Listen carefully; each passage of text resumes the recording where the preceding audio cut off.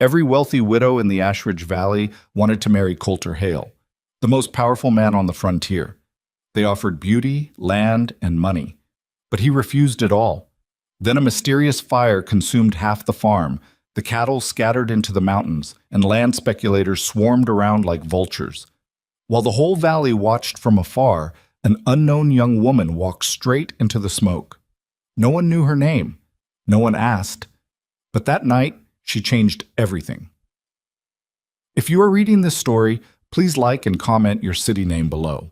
I want to know how far this story has gone. The fire started sometime after midnight, when the valley was quiet enough that a man could hear his own breathing if he stood still long enough. Coulter Hale was not standing still. He had been awake since before the flames appeared on the ridgeline, sitting at the kitchen table of the main house with a cup of coffee gone cold beside him and a ledger open to a page that had been giving him a headache for 3 weeks running.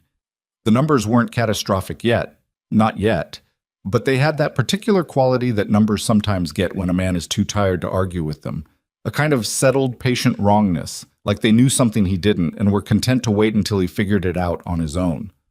He smelled the smoke before he saw the glow. It came through the window screen first, faint enough that he thought for a moment one of the hands had lit a fire too close to the bunkhouse again. Coulter pushed back his chair, crossed to the window, and stood there for exactly 2 seconds before he understood what he was looking at. The eastern ridge was burning. Not a cook fire, not a controlled burn that had gotten loose.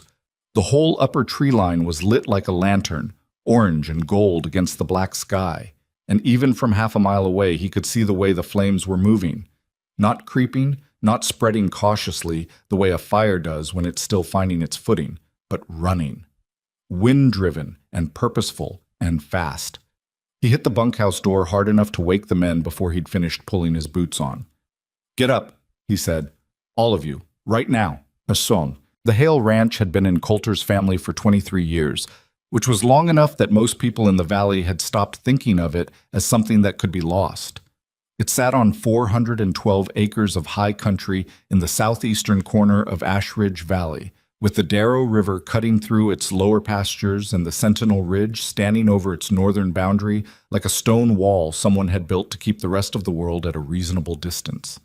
There were cattle, a respectable herd by any measure, 2 large barns, a main house that Coulter's father had built with his own hands, and which Coulter had been quietly repairing ever since, and a reputation that went back far enough to mean something out here, where reputation was one of the few things that still functioned as currency. Coulter himself was 41 years old, broad through the shoulders, with the particular kind of stillness that men develop when they've spent enough years in hard country that panic has simply stopped being available to them as an option. He had dark hair going gray at the temples, a jaw that looked like it had been carved from local stone, and a manner of speaking that was so economical that some people mistook it for coldness. It wasn't coldness. It was just that he'd learned early that words cost something, and he didn't spend what he didn't have to. He had never been married. This fact was a source of considerable interest, and a project of some intensity, for a significant portion of the widowed female population of Ashridge Valley. There were, at last count, 4 women who had made something approaching formal overtures in the past 3 years, each of them bringing to the table the kind of credentials that should have been difficult to refuse. Millicent Ashby, whose late husband had left her 300 acres and a controlling interest in the valley's only grain mill.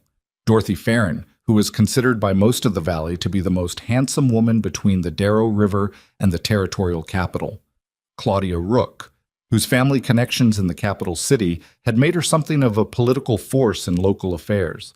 And Pearl Vandross, who had simply arrived at his door one Sunday afternoon with a pie and a directness that he'd privately found more interesting than anything the others had managed. He'd turned them all down, each time politely, each time without adequate explanation. What he said, when pressed, was that he wasn't looking. What he meant was something more complicated, something to do with the way all 4 of them had looked at his land before they'd looked at him, the way their eyes had moved across the grazing pastures and the river bend and the herd with a particular calculating attention that he recognized, because he'd seen it in the eyes of speculators, and he didn't think it was something that belonged in a marriage. He wanted, if he ever wanted anything in that direction, someone who would look at the work before they looked at what the work was worth. He hadn't found that person. He'd stopped looking. And then the ridge caught fire and everything else stopped mattering for a while. By the time the ranch hands were out and moving, the fire had crossed the first of the upper pastures. Coulter had 8 men working the ranch that season. 6 full-time hands who lived in the bunkhouse and 2 part-timers who came in from the valley when the work demanded it. Of the 8, 6 were present that night. The other 2, as luck would have it, were in town. What he had was enough men to fight a different fire, not this one. The cattle, he said to his foreman, a lean Texan named Wade Pruitt, who had been with the ranch for 11 years and who could be trusted to understand the most important thing in any given situation without being told what it was. The herd on the north pasture is going to try to run south. If they run south, they go into the canyon and we lose half of them before morning. The canyon mouth, Wade said. Get there before they do. Wade was already moving. He took 3 men with him and left Coulter with the remaining 2. A young hand named Billy Teague, who was 20 years old and still had that quality of uncomplicated bravery that hadn't yet learned what it cost, and an older man named Garrett, who had a bad knee and moved slowly, but never complained about it and never made mistakes. The 3 of them fought the fire in the eastern pasture for the better part of 2 hours. They lost the eastern pasture. Not all of it, but enough. By the time the flames began to tire, 200 acres of prime grazing land had been reduced to a black and smoking ruin, the grass gone down to scorched dirt, the fence lines warped and sagging where the heat had found the wood posts. The water trough in the corner of the field had cracked clean through from the temperature change and was sitting in a puddle of its own water. Coulter walked the boundary of the damage as the sky began to gray toward morning, his boots leaving black prints in the ash, and said nothing for a long time. "Boss," Billy said behind him, "I see it." "What do we—" "Let me think." He stood there at the edge of what had been his best grazing pasture and thought. He was good at thinking in the presence of bad news, which was one of the skills that had kept the ranch functional through the years of drought and the years of low prices and the year that 3 of his best hands had quit inside of 2 months, and he'd had to run the place half-staffed through the worst of the winter. He didn't waste energy on the thing that had already happened. He spent it on the thing that came next. The thing that came next this morning was not good. He'd lost the eastern pasture. The remaining grazing land could sustain the herd through the summer if they were careful, if the rains came on schedule, if nothing else went wrong. That was a lot of ifs. Worse, the fire's timing was not accidental. He was nearly certain of that, though he had nothing to prove it yet, and men who had started one fire had a way of starting others. He needed more hands. He needed the fence lines rebuilt before the cattle found the gaps. He needed to assess what was left of the water supply in the burned sections, because there were 3 secondary troughs in the eastern pasture that might be salvageable. He turned back toward the main house, and that was when he saw her. She was standing at the edge of the property, just inside the fence line, holding the reins of a dun-colored horse that looked like it had been traveling for a while. The horse was road-worn but sound. Coulter's eye went to its legs first, the way it always did, and the legs were clean and well-managed. The woman herself was young, somewhere in her mid-20s, with dark hair pulled back from a face that was streaked with ash and travel dust. She wore practical clothes, denim and worn leather, and she was looking at the burned pasture with an expression that was not horror and was not pity. It was assessment. She was reading it. Coulter walked toward her because he didn't know what else to do with a stranger on his property at 4:30 in the morning. "This your land?" she asked when he got close enough. "It is." "Fire's been out maybe an hour," she said. "Wind came from the northeast and pushed it down from the ridge. You can tell from the way the burn pattern angles." She was still looking at the pasture, not at him. "You lose any stock?" "Not yet. My men are holding the herd." "Good." She finally looked at him. Her eyes were gray, direct, with nothing apologetic in them. "I can help." Coulter looked at her for a moment. In his experience, strangers who appeared in the night offering help were one of 3 things: genuinely useful, after something, or both. He couldn't tell yet which category she fell into, but there was something in the way she'd read the burn pattern, automatically, practically, without being asked, that held his attention. "Help with what?" "Whatever needs doing," she said. "I've worked cattle operations. I've fought range fires. I know how to assess water damage, and I know how to rebuild fence line quickly if you have the materials. I'm not asking for much. A place to sleep and meals. We can talk about wages after you've seen what I can do." It was an odd pitch. Most people, when they wanted work, led with their credentials or their needs. She'd led with what she could do for him and deferred everything about herself to later. That was either calculated or it was honest, and he genuinely couldn't tell which. "What's your name?" he said. "Lena Mercer." "Where'd you come from?" "North," she said. "Worked to spread up in the Hendricks Valley. Before that, some places in the territories. I move around." "Why?" She looked at him with a patience that suggested she'd been asked that question before and had long since decided what she thought of people who asked it. "Because that's how I've lived," she said. "Any other questions, or do you want to show me what you've got left to work with?" He showed her. But it became obvious within the first hour that she knew what she was talking about.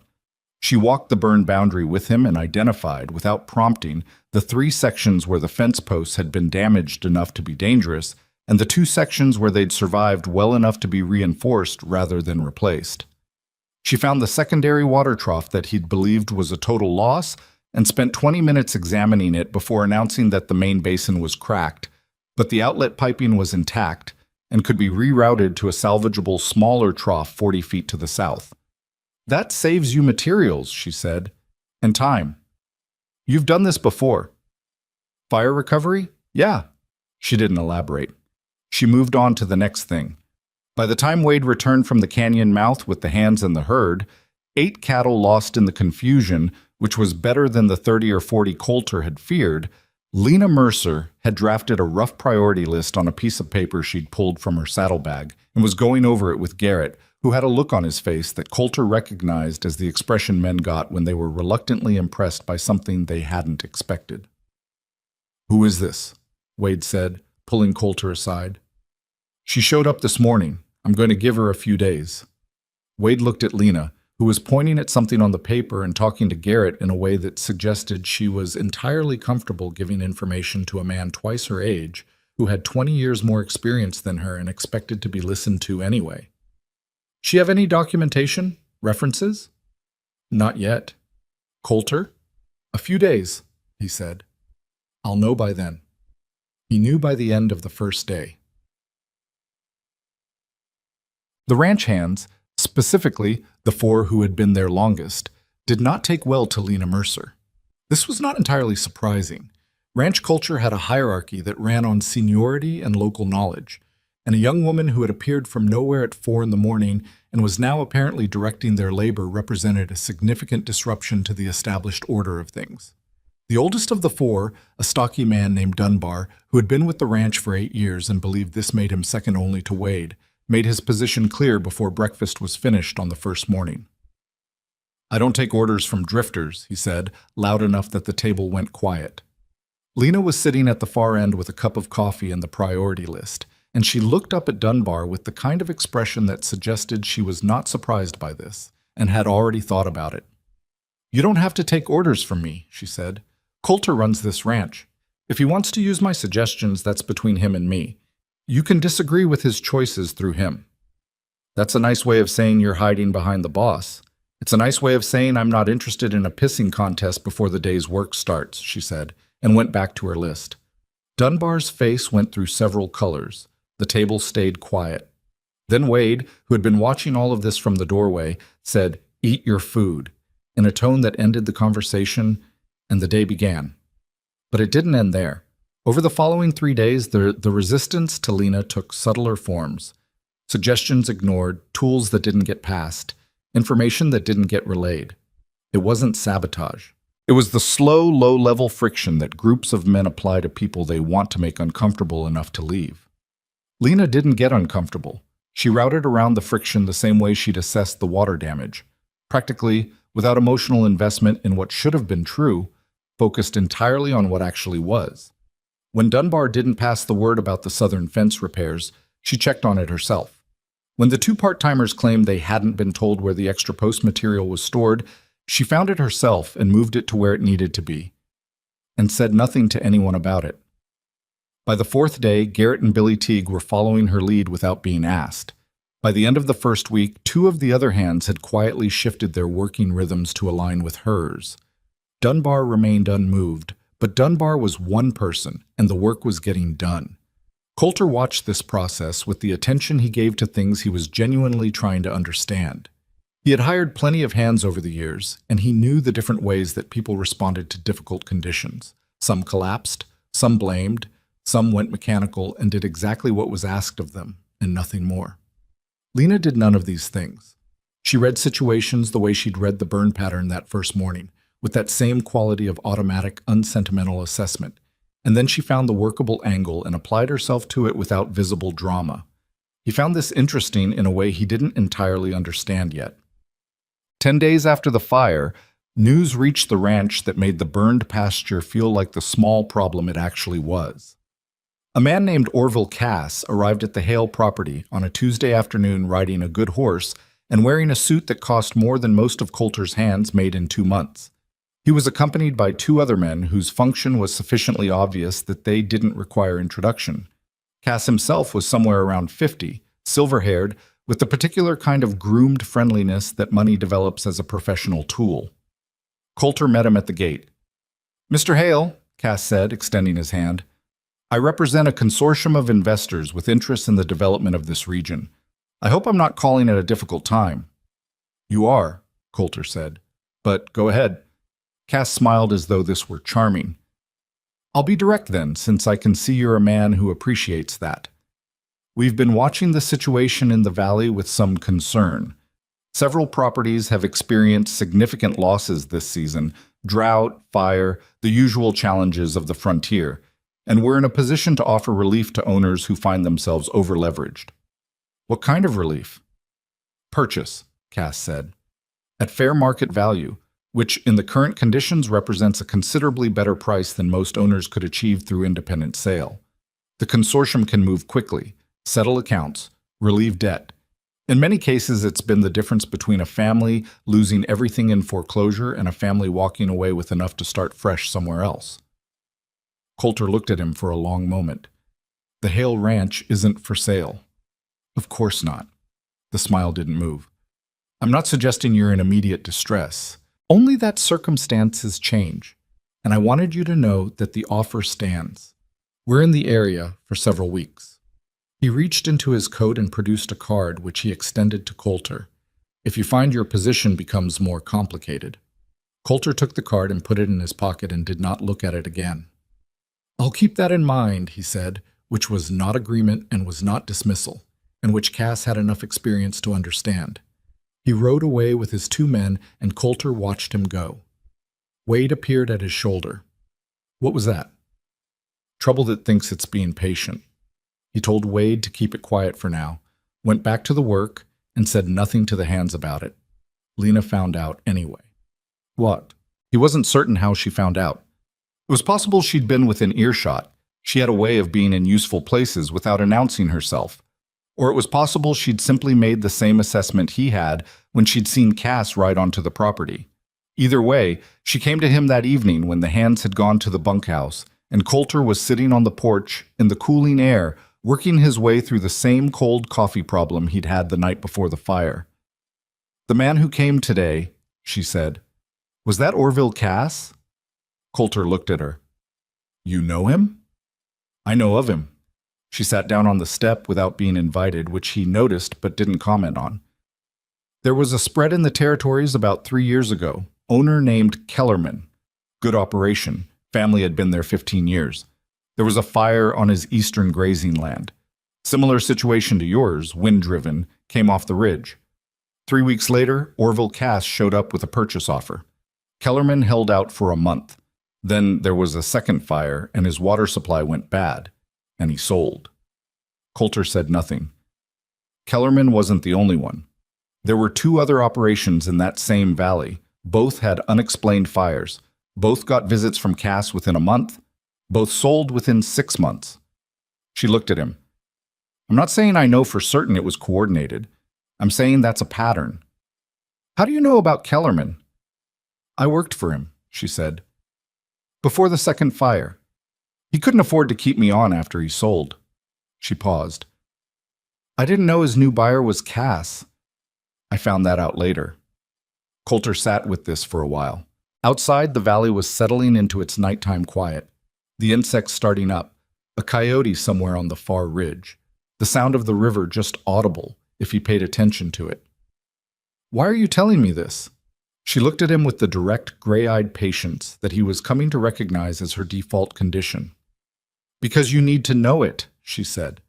And because I've been on a ranch before that didn't take this kind of thing seriously enough until it was too late. He thought about Kellerman, whom he'd never met, working in operation for 15 years and then selling in 6 months. He thought about the pattern Lena had described. Fire, visit, second fire, water problems, sale. And he laid it against his own recent experience with the precision of a man checking measurements. Eastern pasture, fire, visit from Cass. We need to secure the water supply, he said. Yes. And the remaining grazing land? Yes. And we need to document everything. If they did set the first fire, they're going to do it again, and this time we need to be able to prove it. Coulter looked at her for a long moment. Why do you care about my ranch? It was a real question, not a challenge, and she seemed to take it as one. She was quiet for a moment before she answered. I don't, she said. Not the ranch specifically, but I've watched 3 operations get eaten alive by people like Cass, and I'm tired of watching it happen because the people who owned those places were too proud or too slow or too convinced it wouldn't come to them specifically. She stood up. You're not any of those things, as near as I can tell, so maybe this time it goes differently. She went inside. Coulter sat on the porch for another hour, listening to the river. The next morning, he put Lena in charge of the water assessment. This created a specific problem with Dunbar, who had been responsible for water management on the property for 6 years, and who made his feelings about this redistribution of responsibility known to Wade with considerable clarity. Wade brought the problem to Coulter. Coulter thought about it for approximately 30 seconds. Tell Dunbar that Mercer is doing the assessment because she has experience with the specific kind of water damage we're dealing with, he said. He can assist her if he wants. If he doesn't want, he can repair fence line for the next 2 weeks. Dunbar chose fence line. Lena and Garrett spent 4 days doing a systematic survey of every water source on the property. The river access points, the troughs, the secondary wells that Coulter's father had dug in the dry years and which had been used intermittently since. What they found was more interesting than Coulter had expected.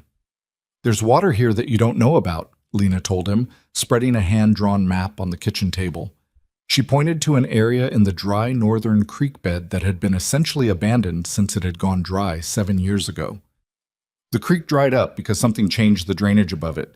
You can see where the old course ran. There's still a shadow of it in the terrain, but the water table underneath didn't go away. It just went deeper. You're saying there's water under a dry creek bed? I'm saying there might be. I've seen this configuration before in the territories. You'd need to dig, and it's not a certainty, but the signs are right. She traced the shadow of the old creek course on the map. If it's there, it changes your position significantly. Right now you have 2 reliable water sources for the entire remaining herd. If they target either of those, then we have a problem. Then you have a problem, she said, with a precision that reminded him she hadn't committed to staying. He said, what would it take to dig? She told him.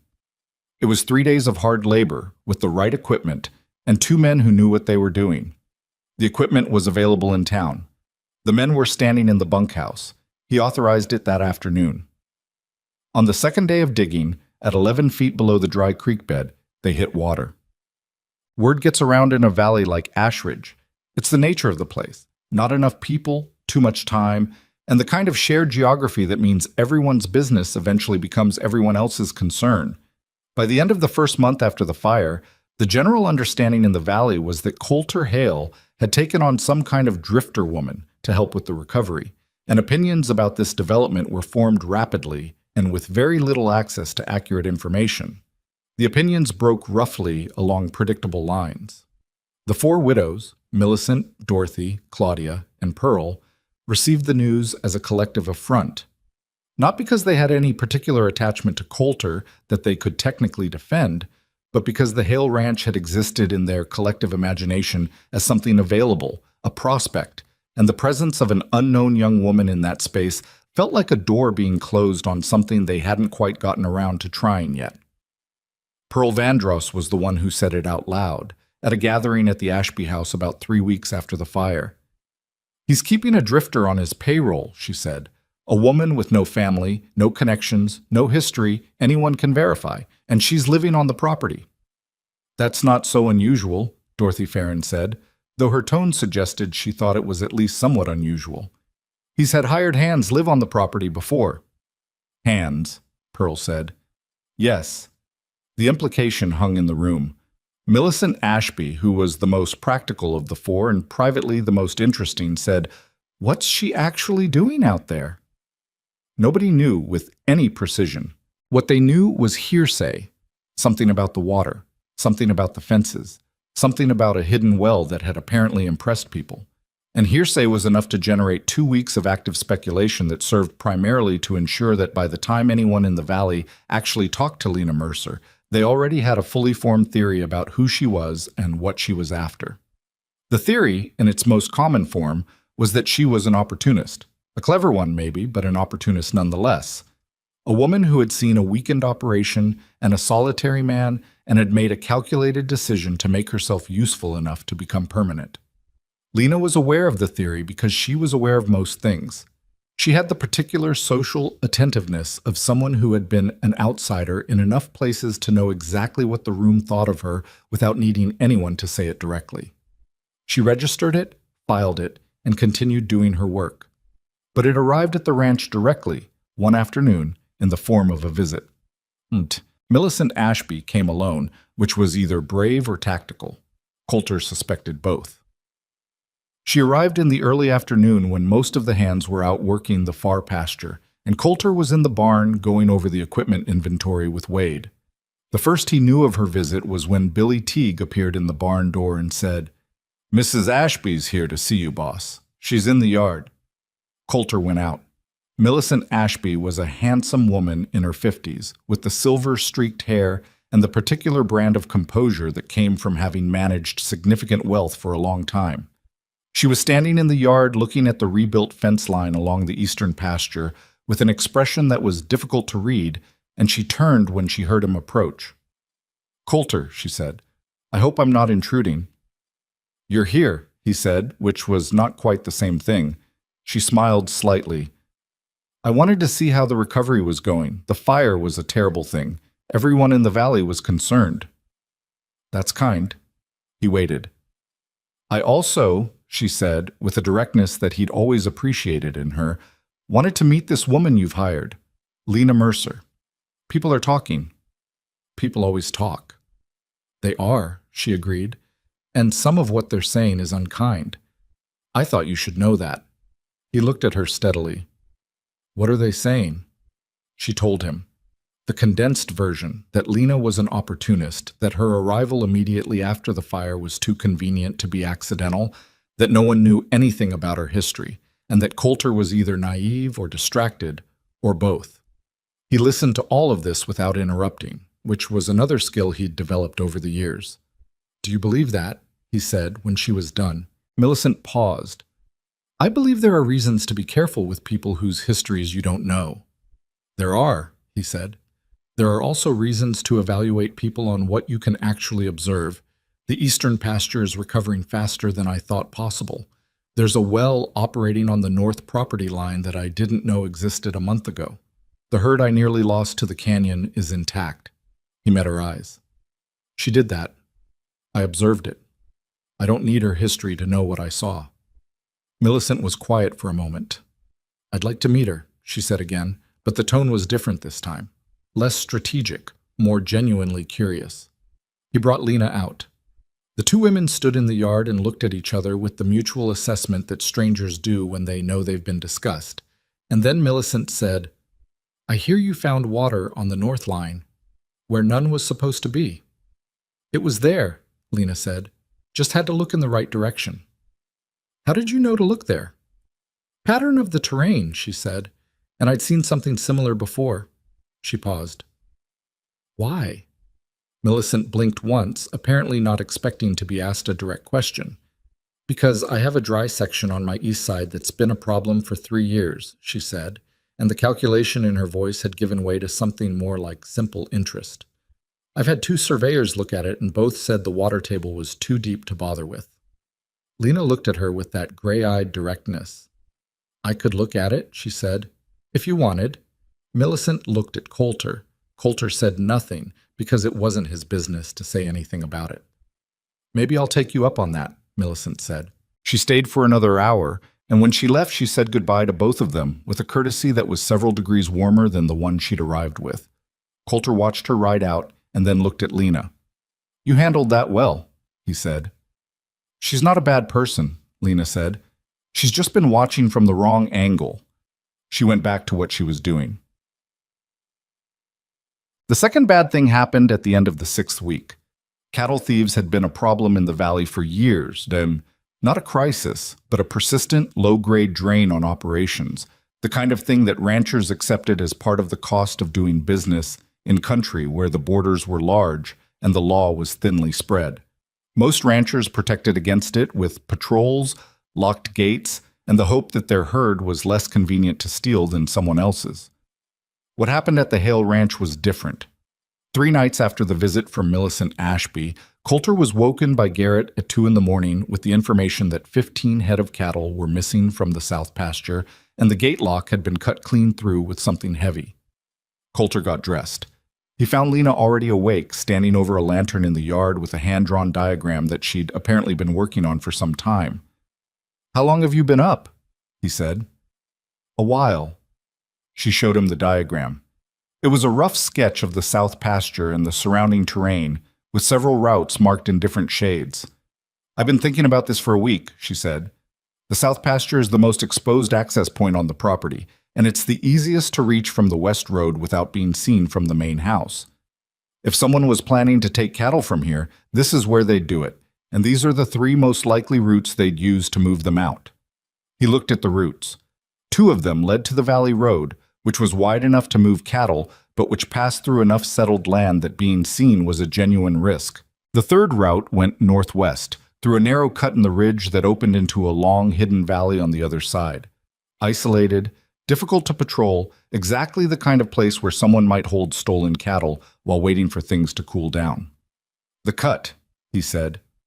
That's where I'd go, she said. He took 4 men, and they rode in the dark. It took almost 2 hours to reach the cut, because they went around the long way to avoid being heard approaching from the obvious direction. And when they came through the backside of the hidden valley, they found the cattle exactly where Lena had predicted. 15 head penned against the far rock face with rope lines strung between stakes, and 4 men sitting around a small fire who had not expected company. There was no violence. 2 of the 4 ran when they heard the horses. The other 2, finding themselves outnumbered before they'd fully gotten to their feet, had the good sense to stay where they were. Coulter's men secured them with rope, and Coulter retrieved his cattle, and they were back at the ranch before dawn. The sheriff arrived the next afternoon. He took statements and took the 2 men and said that the other 2 would likely be found within a few days, which proved to be optimistic, but eventually true. How'd you know which direction they went? The sheriff asked Coulter, which was the question everybody asked. Good instincts, Coulter said. He looked at Lena when he said it. She was standing in the doorway of the barn with the particular expression of someone who was content to let the credit go wherever it needed to go, and didn't need it for herself. He thought about that later. About the fact that she'd spent a week quietly working through the vulnerability of the south pasture without being asked to, without reporting what she was doing, without building a case for her own value. She'd just done it, the way she did everything, because it needed to be done. He was still thinking about it when he fell asleep. Well, by the end of the 2nd month, the ranch was a different place than it had been the morning of the fire. Not fully recovered. That would take longer, and some of what the fire had taken would take years to come back, if it came back at all. But functional. Moving forward. The eastern pasture had been reseeded and would show growth by spring. The north well was producing reliably. The herd was intact and healthy. The fence lines were rebuilt stronger than they'd been before, because Lena had insisted on using a different post spacing technique in the sections that had been rebuilt. and because Coulter had asked her to explain her reasoning, and she had, and he'd agreed. The hands had mostly settled. Dunbar was still Dunbar, carrying a slow grievance that Coulter had decided was Dunbar's right to carry as long as it didn't get in the way of the work. Billy Teague had become openly attached to Lena's methods, following her around the property with the enthusiasm of someone who was learning things they were going to use for the rest of their life. Garrett, who said little and noticed everything, had said to Coulter one evening, unprompted and with the economy of a man who doesn't say things unless he means them, "She's the real thing." "I know," Coulter said. "Thought you should hear it from someone other than yourself." He was doing that, paying attention and coming to conclusions. But he was also being careful about what he did with the conclusions, because he'd learned over the years that the space between recognizing something and acting on it was where most mistakes happened. What he recognized was this. Lena Mercer had appeared in the worst week of his recent history and had been, without drama or calculation that he could detect, exactly what the situation required. She had worked without a contract, without a clear arrangement, for considerably less compensation than her skill would command on the open market. She had given him information about Cass that she didn't have to give. She had thought ahead, in the night, about the South Pasture vulnerability when nobody asked her to. She had deflected the credit for recovering the cattle without being asked to do that either. He didn't know what that added up to yet. He knew it added up to something. Orville Cass came back at the end of the second month. He came in the morning this time, without the two men. And he came not as a visitor, but as someone who had something to say that couldn't wait for the right moment. Coulter met him at the gate again and waited. "You've done good work," Cass said, looking at the property with what appeared to be genuine appreciation. "I'll be honest, Mr. Hale. I underestimated your recovery time. Most operations in your position would have needed considerably longer." "What do you want?" Cass's professional friendliness adjusted itself slightly. "My offer has increased," he said, "by a meaningful amount. Given the recovery, the property is worth more than it was, and the consortium is willing to reflect that in the price. It would be a strong position for you to walk away from, debt clear, a settlement that would let you start fresh elsewhere. I already told you, the ranch isn't for sale." "I heard you," Cass said. "I wanted to make sure you'd heard the new number." He named a number. It was, Coulter admitted privately, a strong number. Not enough. There was no number that was enough, because the Hale Ranch was not a financial asset to him. It was 23 years of his family's labor and his own, and you couldn't put a fair price on that. But strong enough that a man in genuine distress would have found it difficult to refuse. "No," Coulter said. Cass studied him for a moment. The professional friendliness disappeared entirely, which was interesting.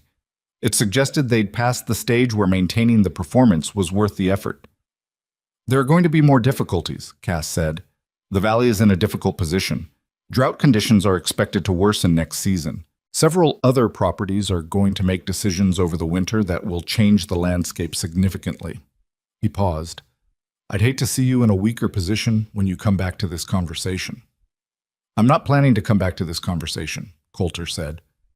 Cass looked at him for one more moment, then nodded with the courtesy of a man accepting a position he intends to revisit. "Good morning, Mr. Hale." He rode away.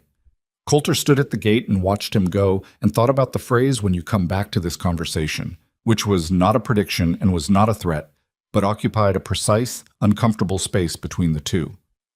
He went inside and found Lena in the kitchen, and he told her what Cass had said. She listened to the whole thing without interrupting, which was something she was consistent about. She never moved ahead of information, never rushed to conclusions while the account was still coming in.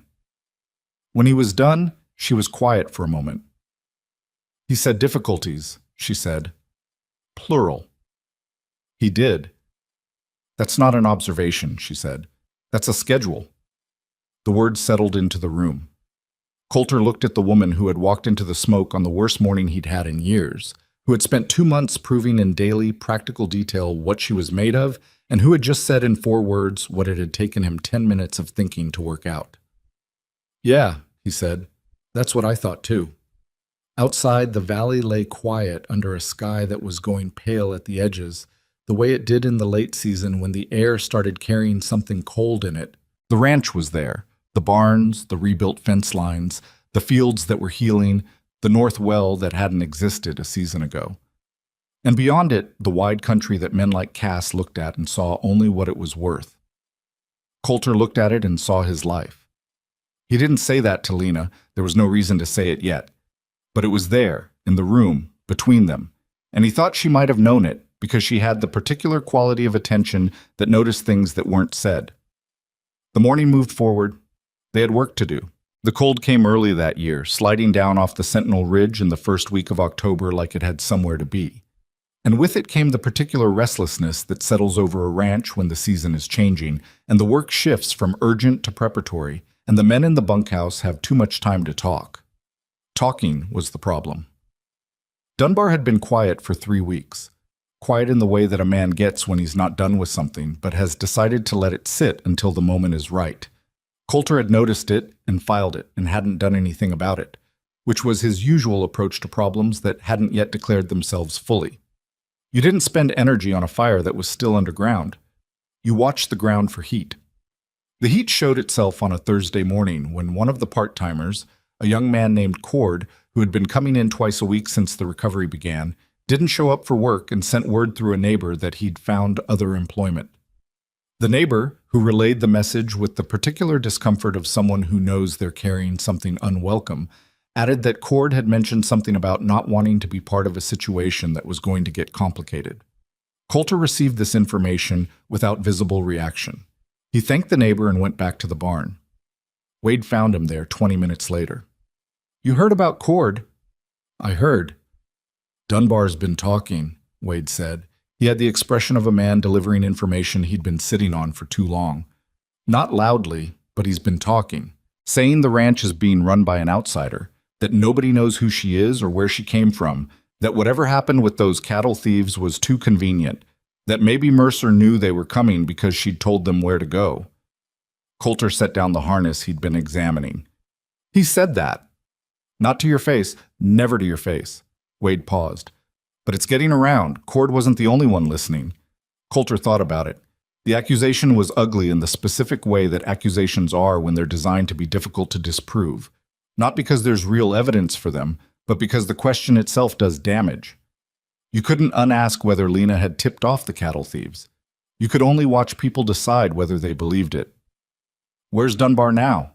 "South fence." "Keep him there," Coulter said. "I'll deal with it this afternoon." He went to find Lena first. She was at the north well, measuring the water output with a method she'd rigged from a calibrated bucket and a pocket watch, recording numbers in the small notebook she carried everywhere. She looked up when she heard him coming and read something in his face before he said anything. "What happened?" she said. He told her. All of it. Cord, the message, what Dunbar had been saying. He watched her face as he talked and saw what he'd expected to see. Not hurt, not anger, but that familiar quality of assessment, like she was measuring the situation the same way she was measuring the well output. When he finished, she was quiet for a moment. Then she said, "Do you believe it?" "No." "Okay." She looked back at the bucket. "Then it's just a problem to manage, not a problem with the facts."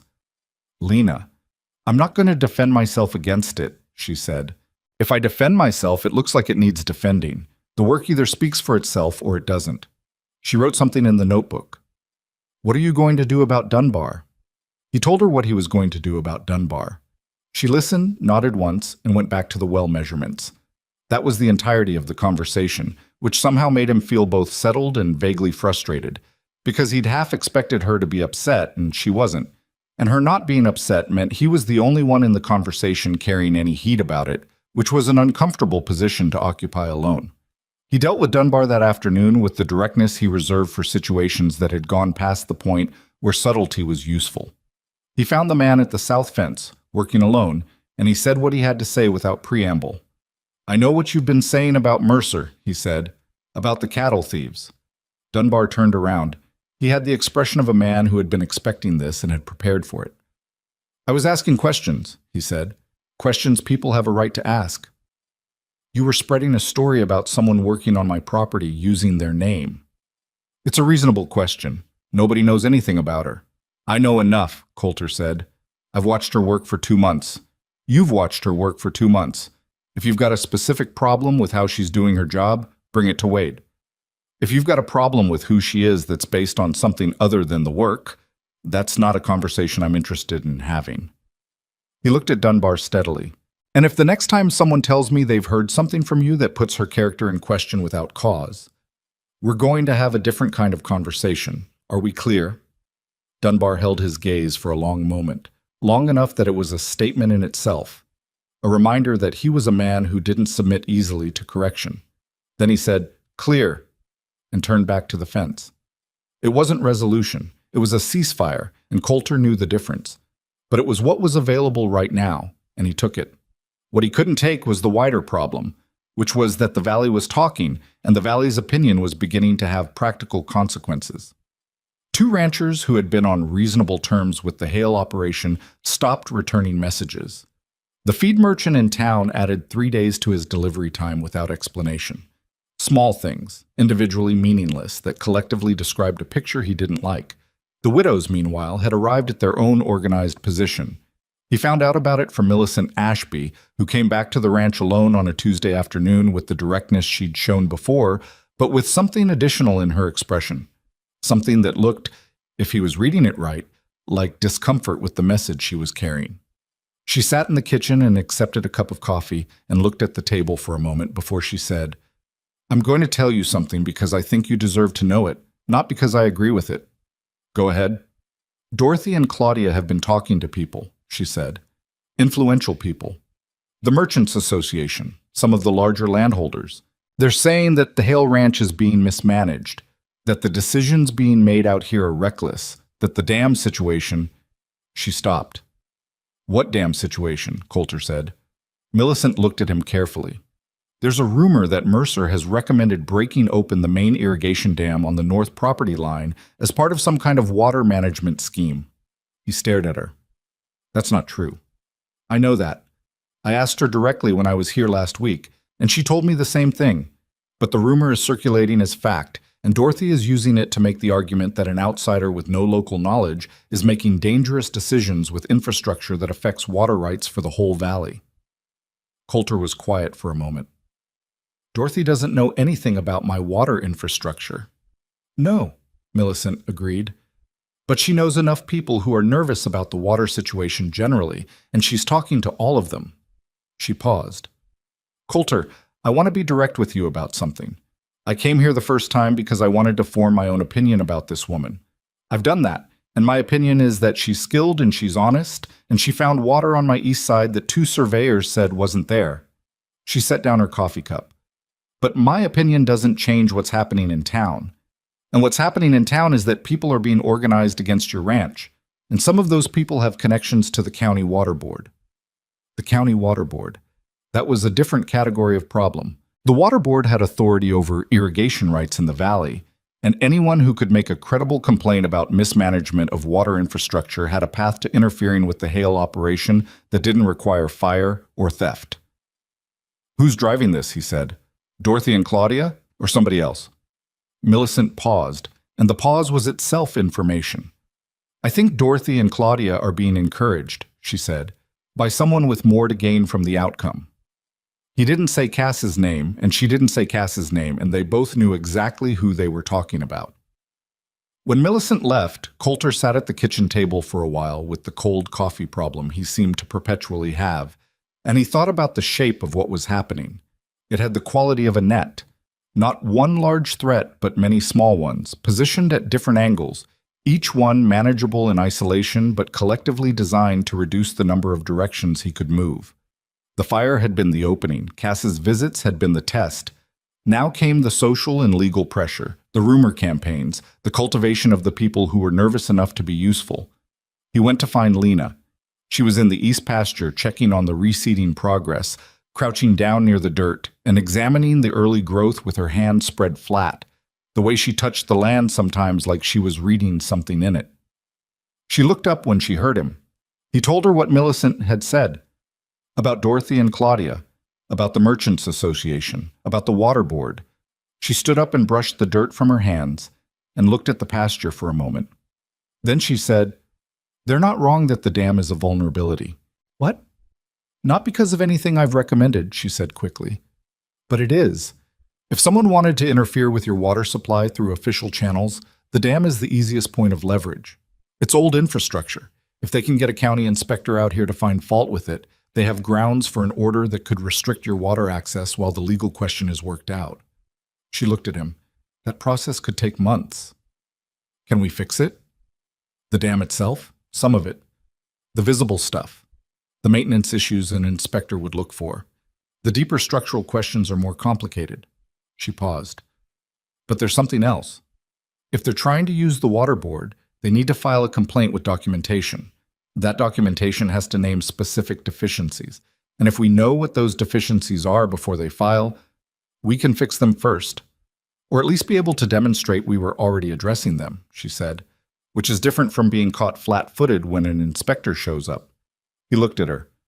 How do you know how the water board complaint process works? She was quiet for a moment. Kellerman, she said. That was how they got him, in the end.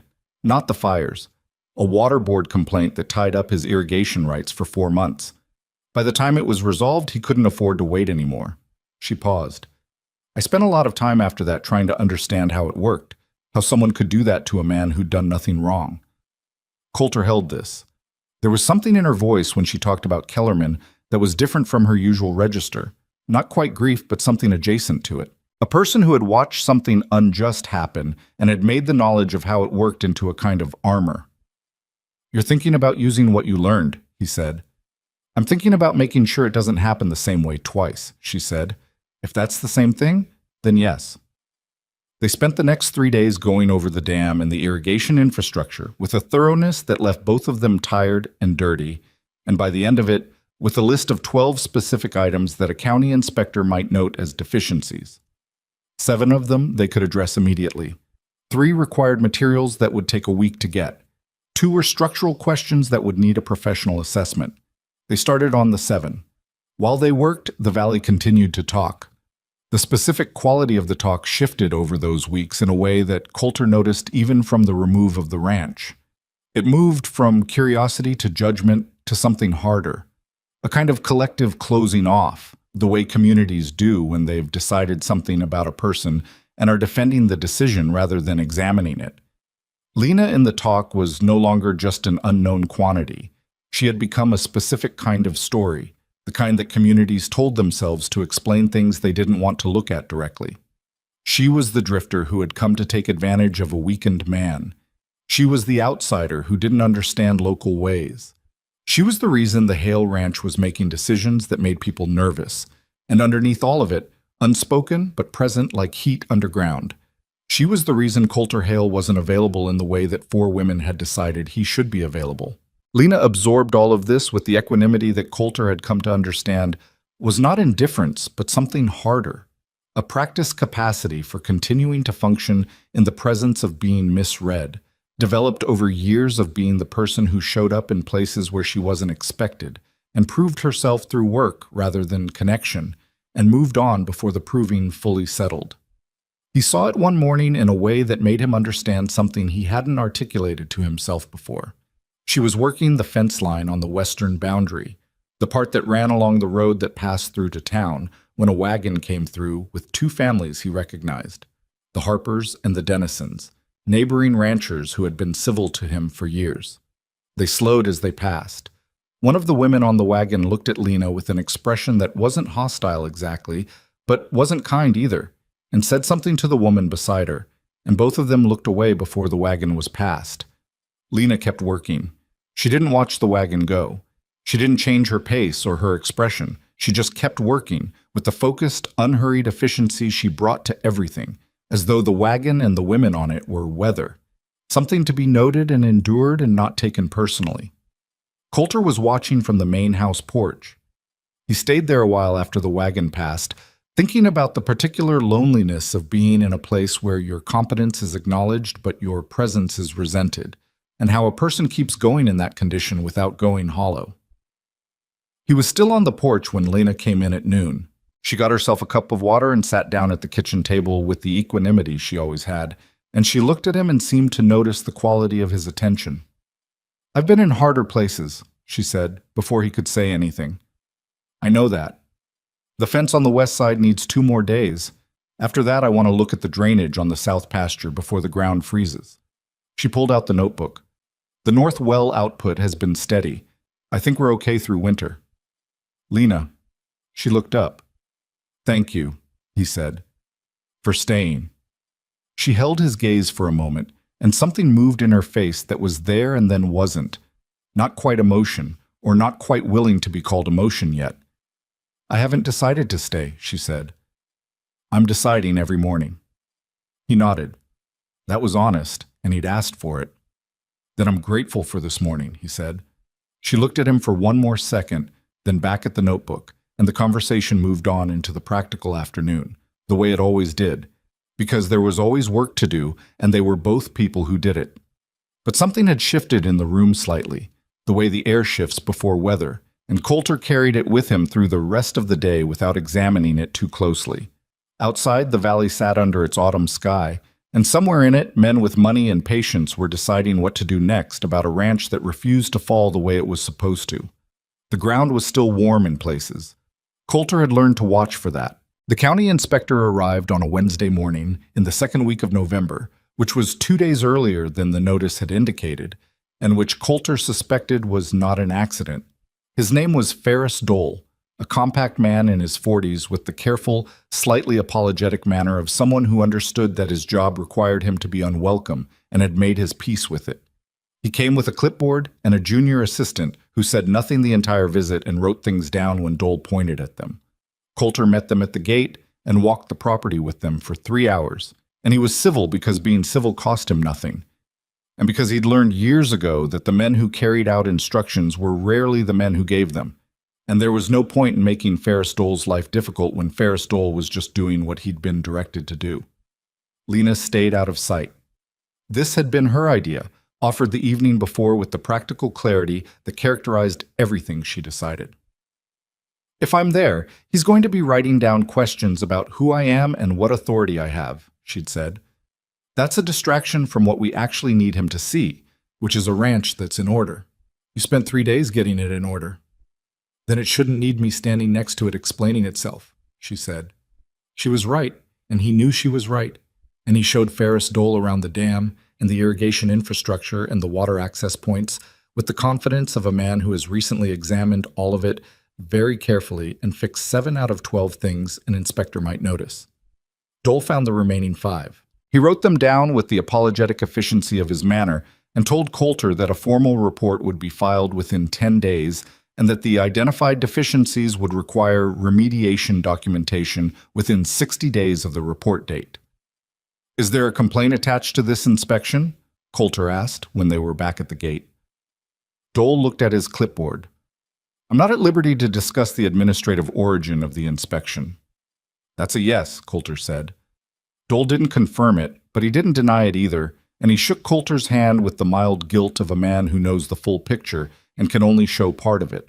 Coulter watched the inspector's wagon roll down the valley road and stood there at the gate for a long moment, working through what the report would mean and what 60 days actually bought him in practical terms, and whether the 5 remaining deficiencies were fixable in that window. They were. Just barely, if nothing else went wrong. He had been finishing that thought, if nothing else went wrong, when he smelled it. Smoke. Again. But this time from the south.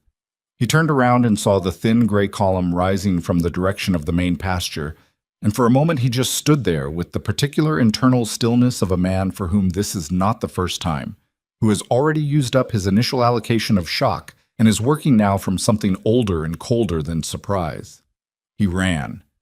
The fire in the south pasture was different from the first one in ways that mattered.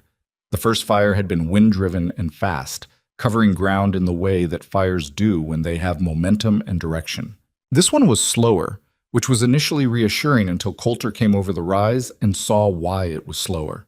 It had been started in 4 separate locations simultaneously, evenly spaced along the southern boundary, designed not to race across the land but to establish a line and hold it, to push the cattle north toward the canyon rather than letting them scatter, to be controlled from somewhere while looking, from a distance, like a natural disaster. Wade was already there with 3 men, and the look on Wade's face told Coulter everything he needed to know about how this was going. "We can't get around it," Wade said. "Every time we try to flank it, there's another catch point. It's like it's herded," Coulter said. "Yeah."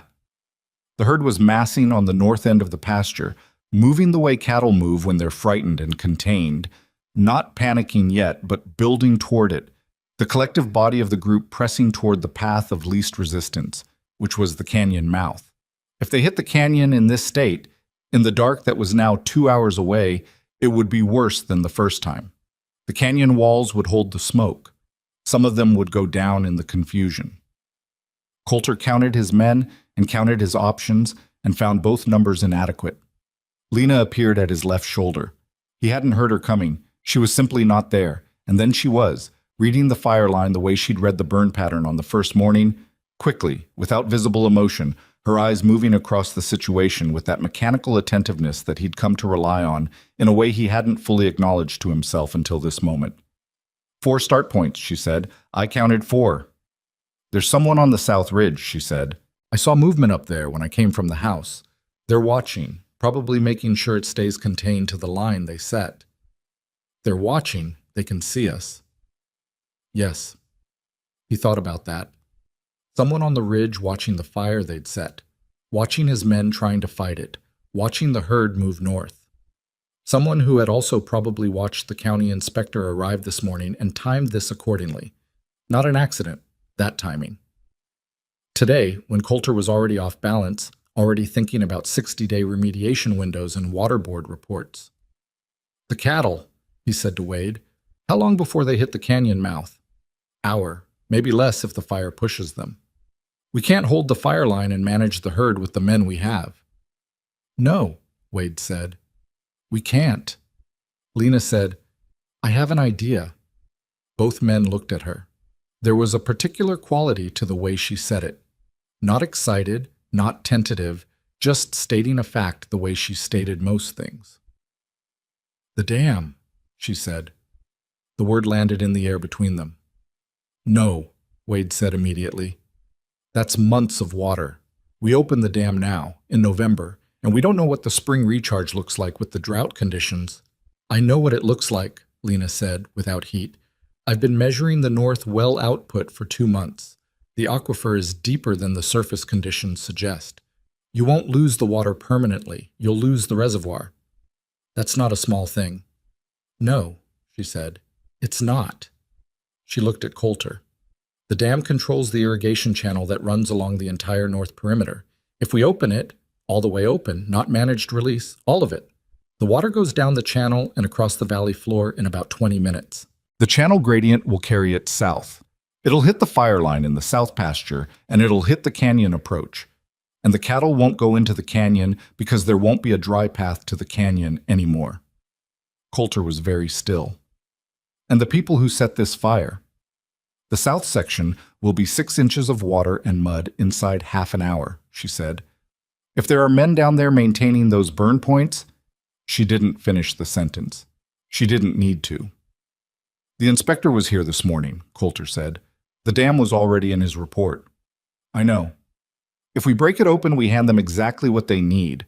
Reckless management of water infrastructure. That's the remediation order nullified. That's the complaint confirmed. That's the water board. I know, she said again. I know all of that.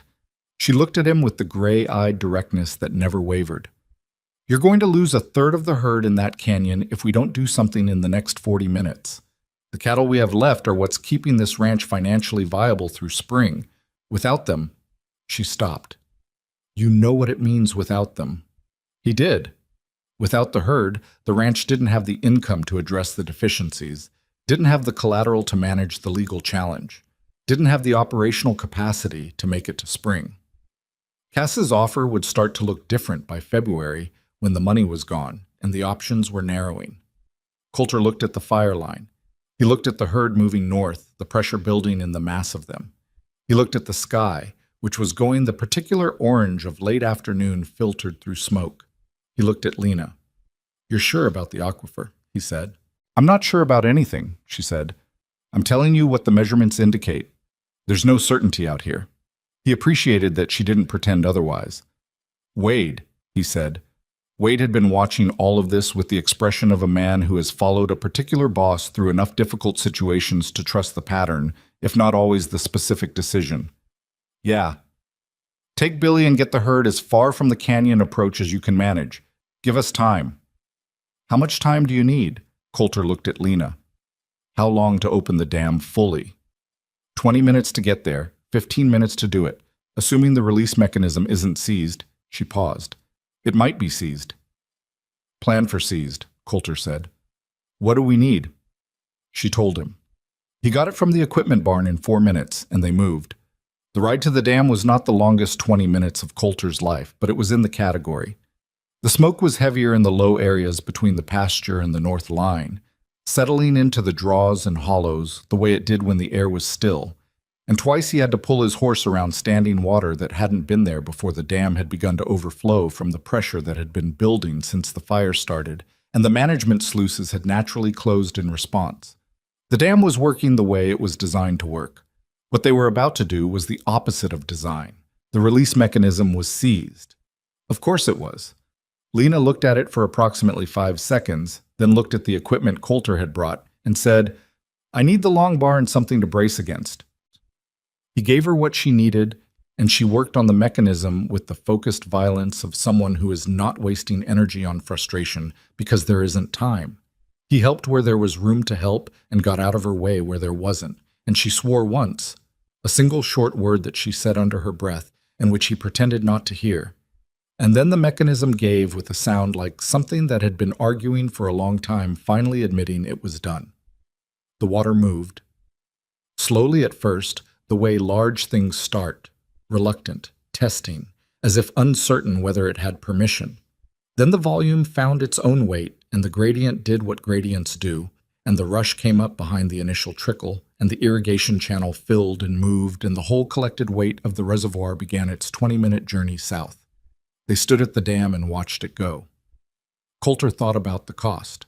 The reservoir, which had taken a full wet season to fill to this level, and which would not fill again until spring rains if the spring rains came as expected, and which the Water Board report was going to treat as evidence of exactly what Cass's people needed it to be treated as.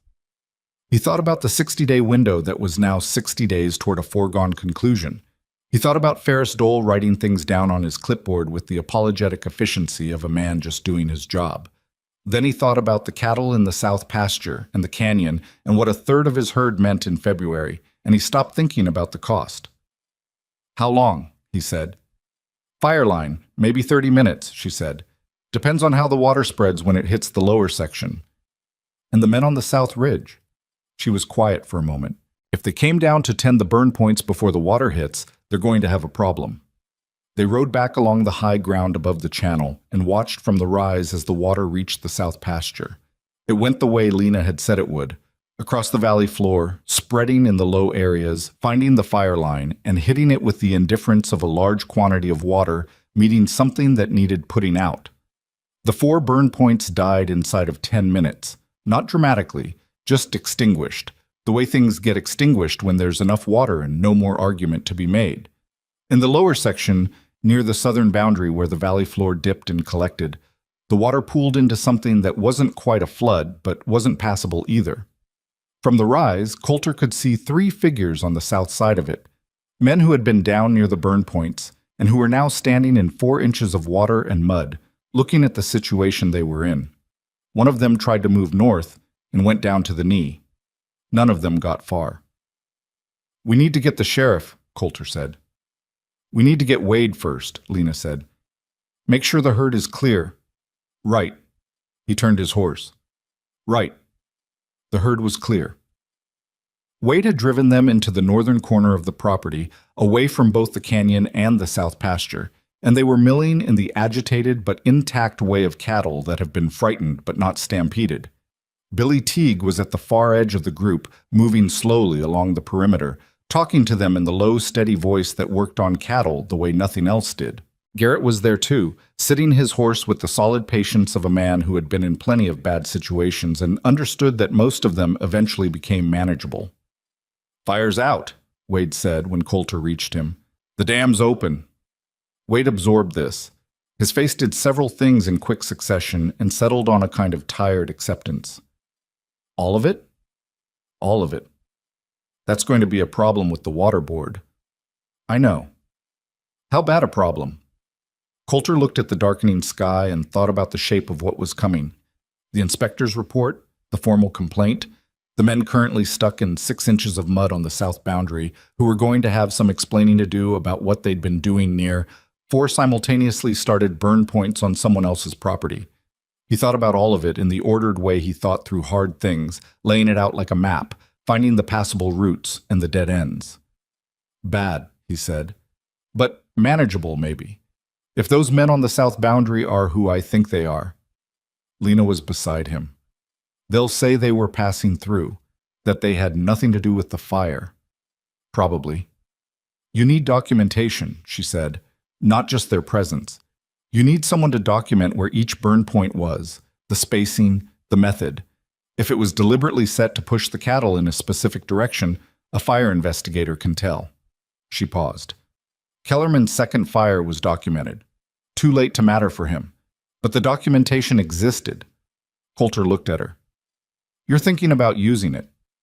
I'm thinking that if the same method was used here as was used on Kellerman's property, and if someone can show that, then the complaint to the water board starts to look different.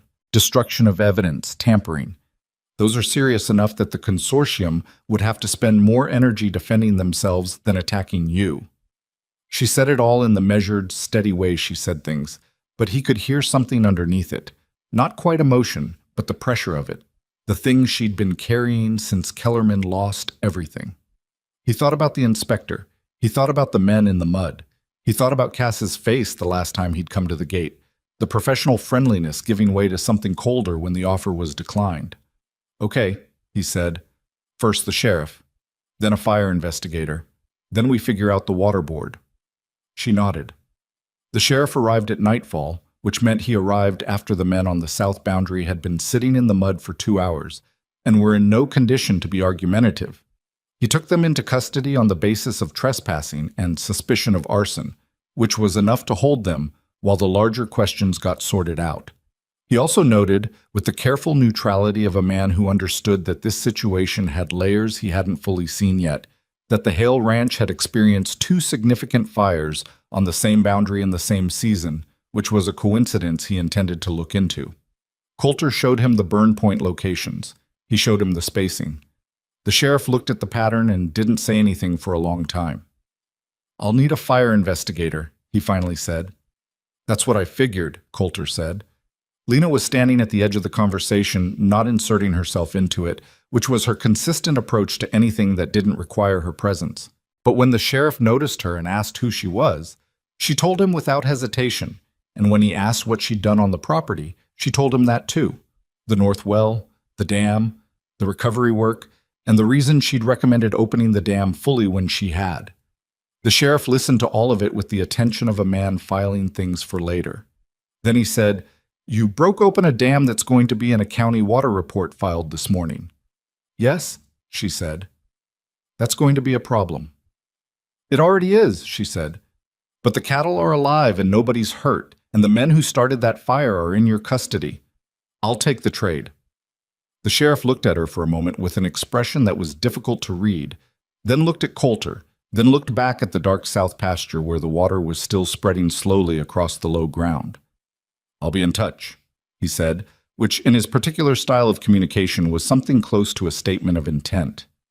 He left with his prisoners, and Coulter stood in the yard as the night settled fully around the ranch and the temperature dropped to the particular sharp cold of a clear November night. The hands had gone to the bunkhouse. Wade had done the last check on the herd. The property was quiet in the way it gets after something significant has happened. Not peaceful, but emptied of immediate urgency, which isn't the same thing. Lena was sitting on the porch steps. She had a cup of something, and she was looking at the night with the expression she sometimes had in still moments. Not reflective, not troubled, just present in the particular way of someone who has learned not to spend time in the future when the present is still demanding attention. Coulter sat down beside her. They didn't talk for a while. The cold was real, and the night was clear, and the dam was open, and the reservoir was spreading across the valley floor in the dark. and the ranch was still there. "We're going to have a hard winter," he said. "Yes." "The water board report." "One thing at a time," she said. "Tonight the cattle are alive and those men are in custody and the fire is out." She looked at him. "That's what tonight is." He thought about that, about the particular discipline it took to stay in the present when the future had so many sharp edges. "You're better at that than I am," he said. She looked at him with something in her expression that was almost, but not quite, a smile. "I've had more practice," she said. The night pressed in around them, cold and clear and unfinished. The two men the sheriff had taken into custody were named Pryor and Ash, and they were, as Coulter had suspected, not the kind of men who had made their own decision to set fires on someone else's property. They were the kind of men who were paid to do things, and who, when the consequences of those things arrived in the form of a cold night in a county jail cell, began very quickly to reassess the value of loyalty to the people who had paid them. Pryor talked first. He talked on the second day, after the sheriff had given him enough time to sit with the specific discomfort of a man who knows the person who hired him is not going to send help. He talked in the careful, self-serving way that men talk when they're trying to give enough to buy themselves something without giving so much that they lose their only leverage. He named names. He described conversations. He was vague about his own role and precise about other people's, which the sheriff noted and accounted for in the weight he gave each piece of information. Ash took 4 more days and talked more completely, possibly because he was less experienced at calculating what to withhold, or possibly because the walls of a jail cell have a way of clarifying priorities. He described a meeting at a property on the far side of the valley, identified by address and by the name of the man who had hosted it, Orville Cass. He described money changing hands. He described being told that the second fire needed to push the cattle into the canyon in a specific pattern, and being shown a diagram of the pasture layout that someone had drawn from observation, close observation, which meant someone had been on or near the Hale property sometime before that night. The sheriff brought this information to Coulter on a Thursday morning, sitting at the kitchen table with his hat in his hands, and the expression of a man who has developed a more complete picture of something and is not entirely comfortable with how complete it is. "Cass," Coulter said. "Cass is named. Whether what Pryor and Ash say is enough to move on him legally is a different question." The sheriff paused. "He's got resources. He'll have a lawyer in front of any complaint before the ink is dry, and his lawyer will take apart the testimony of 2 men who were in his employ and are now trying to bargain down their own charges. So it goes nowhere." "I didn't say that." The sheriff set a leather folder on the table. Pryor mentioned documents, said there was paperwork, correspondence, transaction records, kept at the Cass operation that documented the whole arrangement, properties targeted, methods used, timing. Said Cass kept records because he used them to manage the men he employed. Made sure everybody knew what everybody else had done, so nobody could talk without implicating themselves. Coulter looked at the folder. "Can you get those documents?" "Not without cause that a judge will sign off on.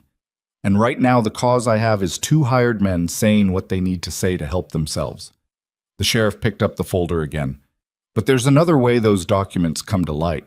If someone withstanding, someone who believes they were damaged by the same operation, files a civil complaint and requests discovery, the scope of what can be compelled is different from a criminal investigation." Coulter was quiet for a moment.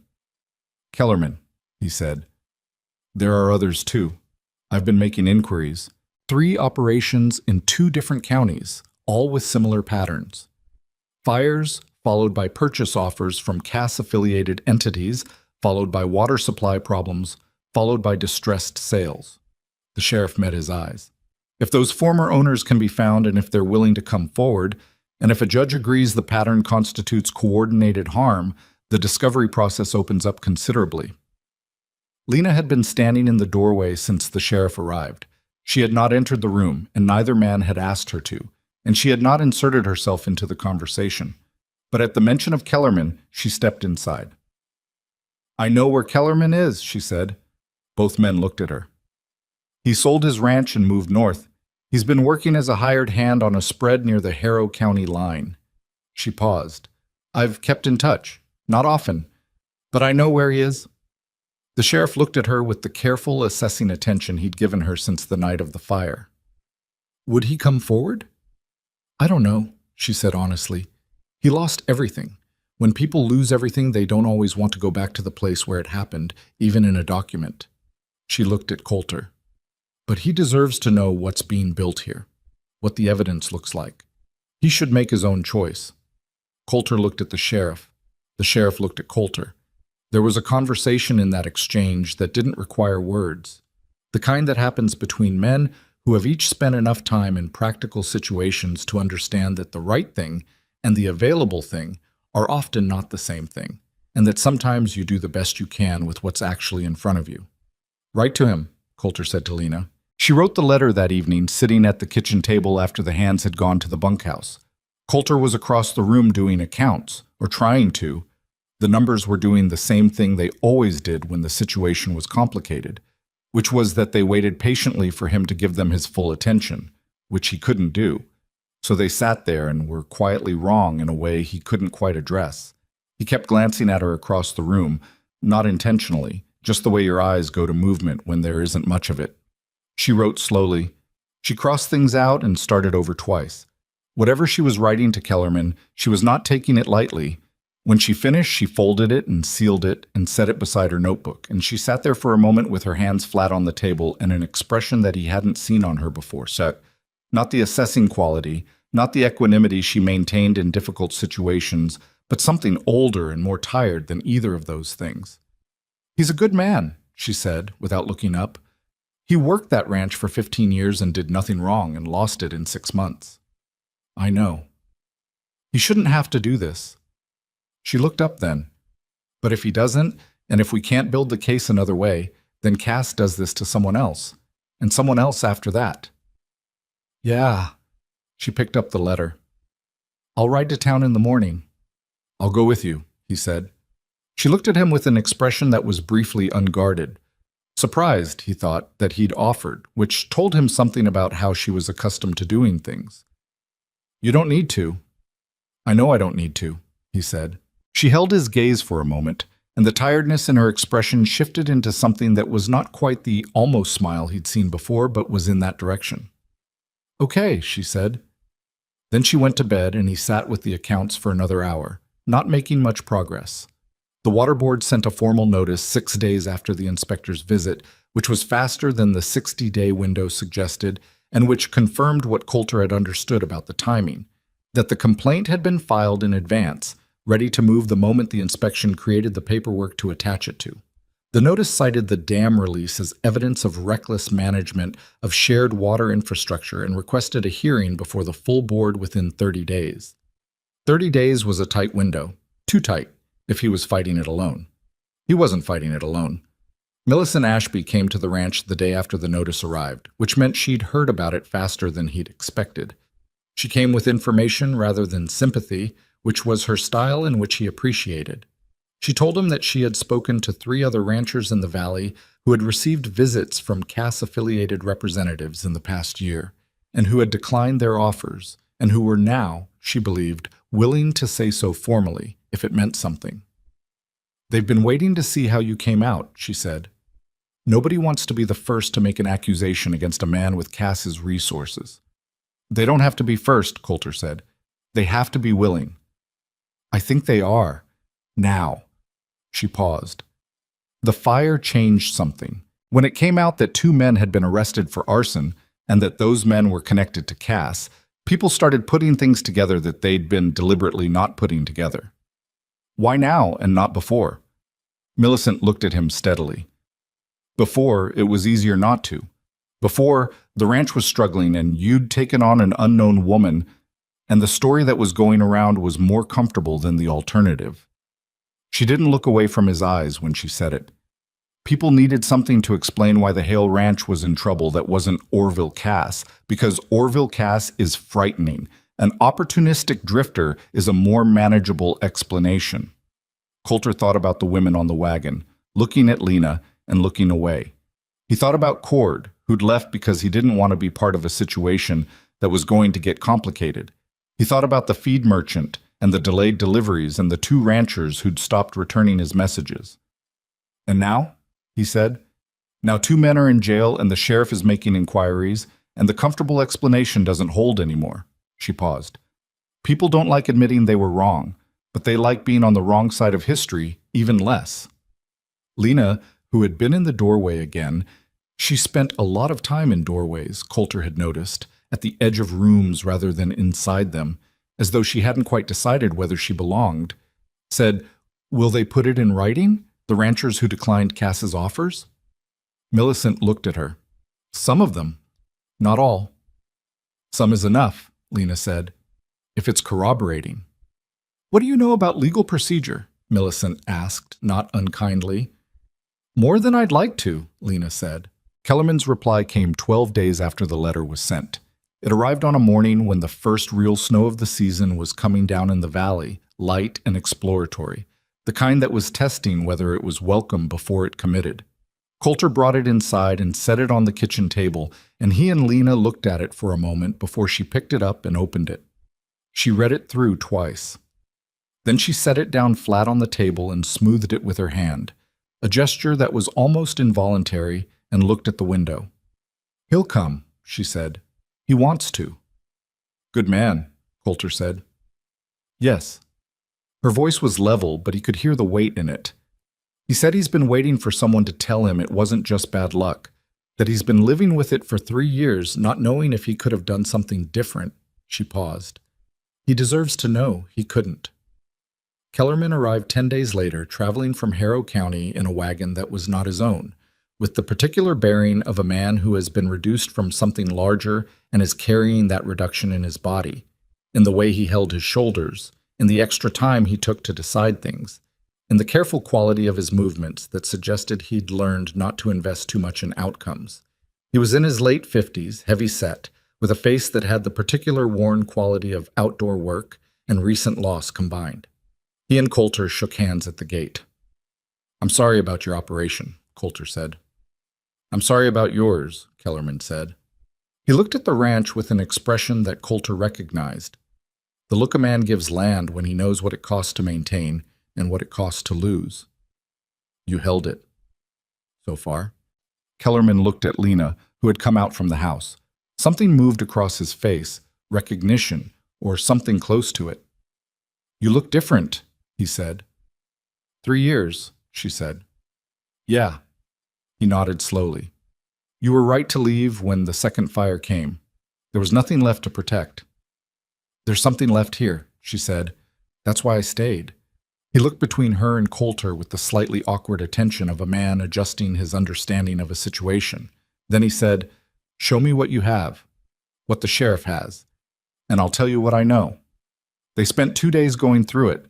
Kellerman's account of the Cass operation was detailed and specific in ways that Pryor and Ash's testimony wasn't. Not because he had inside knowledge, but because he had been the target and had paid close attention to every stage of it in the way that people pay attention to things that cost them everything. He knew the sequence. He knew the timing. He knew the names of the men who had shown up at his gate and the language they'd used in the purchase offer and the way the water board complaint had been worded, which was almost identical, he said, looking at the notice Coulter had received, to the language in his own. The sheriff drove out on the second afternoon and sat with Kellerman for 3 hours. When he left, he had 4 pages of handwritten notes and the particular focused expression of a man who has found the specific piece he needed to complete something. "This is enough to compel discovery," he told Coulter at the gate. "Combined with what Pryor and Ash said, and with Kellerman's account of the parallel process, a judge will sign it." "How long?" "Weeks, not months. If the documents are what Pryor said they are." Coulter thought about the documents, the correspondence, the transaction records, the diagram of his pasture layout drawn from close observation, about a man who kept meticulous records of his own crimes because he used them as insurance against the people he employed, about how that particular form of careful control becomes its own undoing when the system holding it together finally gives. "And the water board hearing?" he said.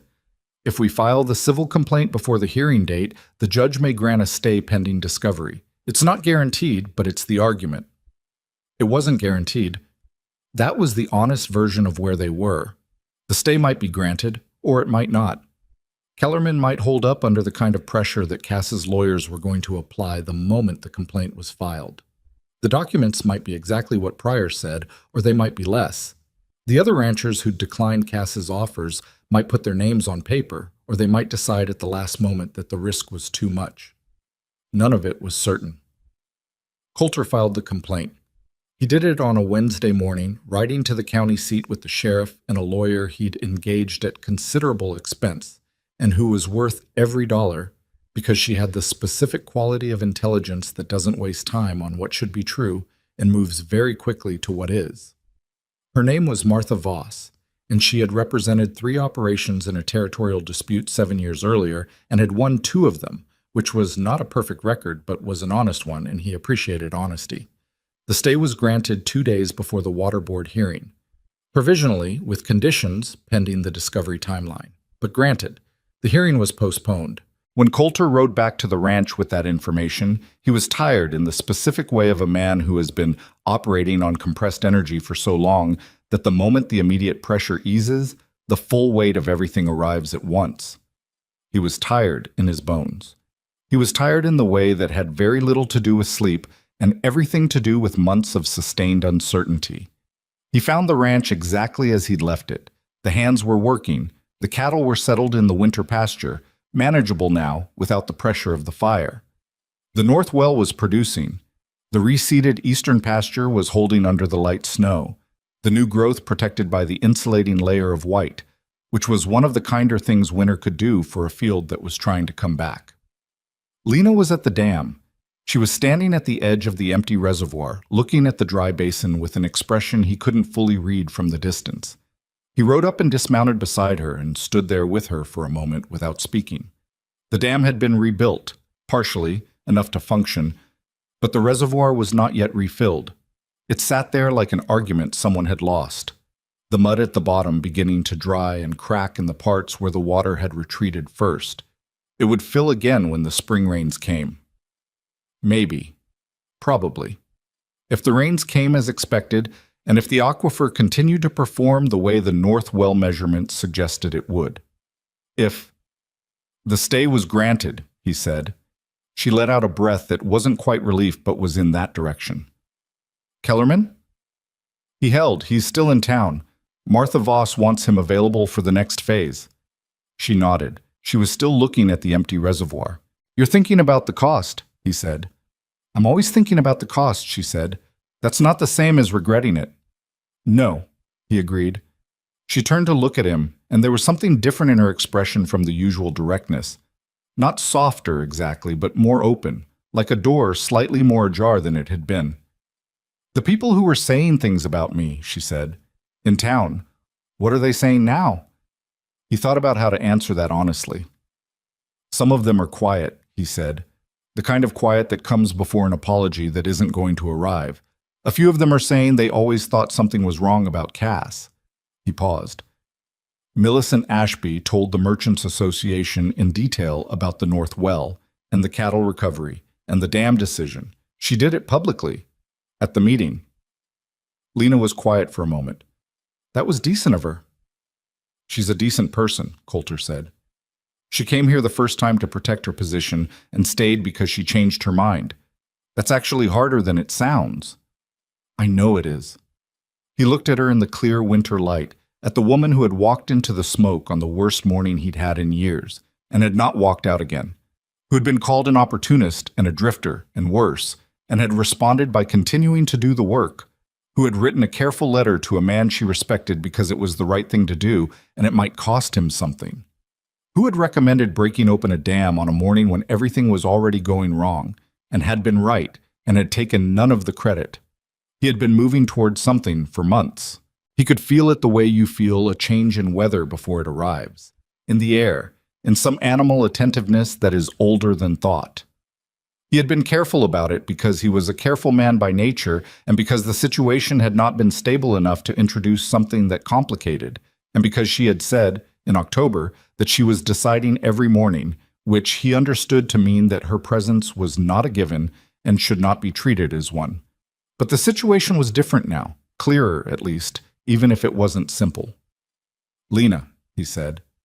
She turned and looked at him with the full, direct attention she gave things. What happens when this is resolved? He said. When the discovery process is done and the water board case is settled, and Cass is either facing consequences or he isn't. He stopped. What do you do? She looked at him for a long moment. There was something working in her face that she wasn't quite letting surface. He'd learned to read the signs of that, the slight tension in the set of her jaw, the way her eyes held still when something was moving behind them. I don't know, she said, which was the most honest answer available, and which was also, he thought, not the whole answer. I'm asking because I want to know, he said, not to complicate the situation, just to know. She held his gaze. Why does it matter what I do? He looked at her steadily. Because it matters to me, he said. What you do, where you go. He paused. That's been true for a while. I thought you probably knew that. The winter light was flat and clear, and the empty reservoir sat behind her, and the ranch spread out beyond, rebuilt and damaged, and continuing and real. And Lena Mercer stood in front of him with the expression of a person who had spent so much of her life in motion that the concept of mattering to someone in a fixed place was something she had to hold carefully, like something fragile she wasn't sure she had the right to. I didn't know for certain, she said finally. Now you do, he said. She looked at the ranch. She looked at him.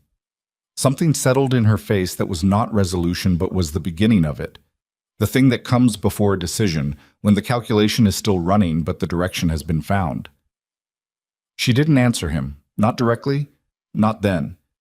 But she didn't look away either, and in the cold winter air beside the empty reservoir of a ranch that had survived everything the season had thrown at it, not looking away was its own kind of answer. They rode back together as the afternoon light began to go, and the ranch received them both with the steady indifference of a place that has outlasted a great deal and expects to outlast more. And the hands were working, and the cattle were settled, and the north well was running, and the mud at the bottom of the reservoir was drying in the thin winter sun. It wasn't finished, not yet. But for the first time since the morning of the first fire, Coulter looked at the road ahead and could see it clearly enough to walk it. That was enough for now. The documents were exactly what Pryor had said they were. Martha Voss came to the ranch on a Tuesday morning in early February with a leather case that she set on the kitchen table with the particular care of someone carrying something that has weight beyond its physical mass. She opened it and laid out a series of papers, copies, the originals now in the custody of the county court, and she walked Coulter and Lena through them with the focused, unhurried precision that Coulter had come to appreciate about her. She didn't editorialize, she didn't perform outrage, she just showed them what was there. What was there was thorough. Cass had kept records the way a man keeps records when he believes the system he operates in will always protect him from consequences. Completely, specifically, without the gaps that guilt normally introduces into paperwork. There were letters between Cass and two other men identifying the Hale Ranch by name and by parcel number as a target acquisition. There were payment records for Pryor and Ash that predated the first fire by 6 weeks, which established planning rather than opportunism. There was a hand-drawn diagram of the south pasture. Coulter recognized it immediately. The shape of the canyon approach, the spacing of the burn points, annotated with distances and timing. And there was a column of numbers that corresponded when Martha Voss lined them against the purchase prices of 3 other operations in the valley, to the difference between what those properties were worth and what Cass had paid for them. The difference was considerable. He did this to at least 6 operations that we can document, Martha Voss said. 2 more are probable, but the records are less direct. The 3 in this valley, Kellerman's property, and 2 in Harrow County that I've been in contact with regarding parallel civil complaints. 6, Lena said. That we can document. Lena was looking at the hand-drawn diagram of the south pasture with an expression that Coulter recognized. Not anger, which would have been understandable, but something colder and more tired, the expression of someone confronting the full size of a thing they had already known was large but had not seen laid out in its entirety before. Kellerman's waterboard complaint, she said. Is that in there? Martha Voss found the page. The language was nearly identical to the complaint filed against the Hale Ranch. Same structure, same cited deficiencies, same procedural timeline. Someone had used the same template, which was either carelessness or arrogance. And in either case, it was the kind of evidence that didn't require interpretation. The water board hearing, Coulter said. The stay. Does this change the standing? It changes everything about the standing, Martha Voss said. The original complaint was filed as a matter of public concern about water infrastructure. When the court establishes that the complaint was filed as part of a coordinated campaign to damage a property owner, which these documents establish, the complaint is void. Not suspended. Void. She paused. The board will close the case. Coulter sat back in his chair and looked at the ceiling for a moment and let that settle. Cass, he said. What happens to Cass? The criminal exposure is significant. Conspiracy to commit arson is serious enough on its own. The fraud element, the coordinated manipulation of property values and legal processes, adds considerably. Whether the territorial prosecutor pursues it aggressively depends on factors I can't fully predict. She looked at him steadily. What I can tell you is that Orville Cass is finished in this valley. These documents go into the public record as part of the civil case. Every landowner in the region will know what was in them. Every potential business partner, every official he's cultivated, they'll know. She paused. Men like Cass depend on a particular kind of invisibility. The things they do only work in the gap between what people suspect and what they can prove. That gap is closed now. Coulter thought about the professional friendliness, the groomed composure of a man who had sat at his gate twice and told him that things were going to get complicated. He thought about the word when you come back to this conversation, and the particular quality of certainty it had carried. Good, he said. That was all. Martha Voss left with her leather case and her copies and the particular brisk energy of a woman who had other cases and limited time and had said what needed saying. Coulter and Lena sat in the kitchen in the quiet that followed, and for a while neither of them spoke. It was Lena who broke it. Kellerman needs to hear this directly, she said. Not through channels. I know. I'll ride to the county seat tomorrow. I want to come. He looked at her. Okay. She was looking at the table where the documents had been, the copies of Cass's careful records laid out in the winter light. He worked 15 years, she said, mostly to herself, and there's a column of numbers in that file that represents the difference between what his land was worth and what he was panicked into accepting. She was quiet for a moment. That doesn't come back. Even if Cass is prosecuted, even if the civil case produces damages, the 15 years of his life that he spent building that place, that doesn't come back. No, Coulter said. It doesn't. That's the thing that makes me... She stopped, started again. I've been angry about a lot of things in my life. Some of it justified, some of it probably not. But that... She finally looked up at him. That specific thing. He didn't try to resolve it because it couldn't be resolved. What had been done to Kellerman was genuinely wrong, and the consequences of it were permanent, and the most they could do was make the truth visible and let whatever processes existed try to account for it. That was not nothing. It was also not enough. Both things were true simultaneously, and he'd learned over the years not to try to collapse them into one. We do what we can do, he said, and we did. She held his gaze for a moment, then she nodded, once, the way she nodded when something was accepted rather than agreed with, and she got up and went back to the work. The valley shifted in February. It shifted the way valleys shift when a story that has been circulating in its partial form suddenly becomes complete. When the piece that explains the other pieces arrives and rearranges everything that came before it. People who had been carrying their suspicions about Cass privately found that those suspicions had been accurate, and the relief of that accuracy was complicated by the guilt of everything that had happened while they'd kept the suspicions private. The Harpers and the Dennisons, who had passed Lena on the road with their eyes averted, appeared at the ranch on a Saturday afternoon with no particular agenda stated. They just came and stood in the yard and said things that amounted to apology without quite using the word. Coulter accepted it.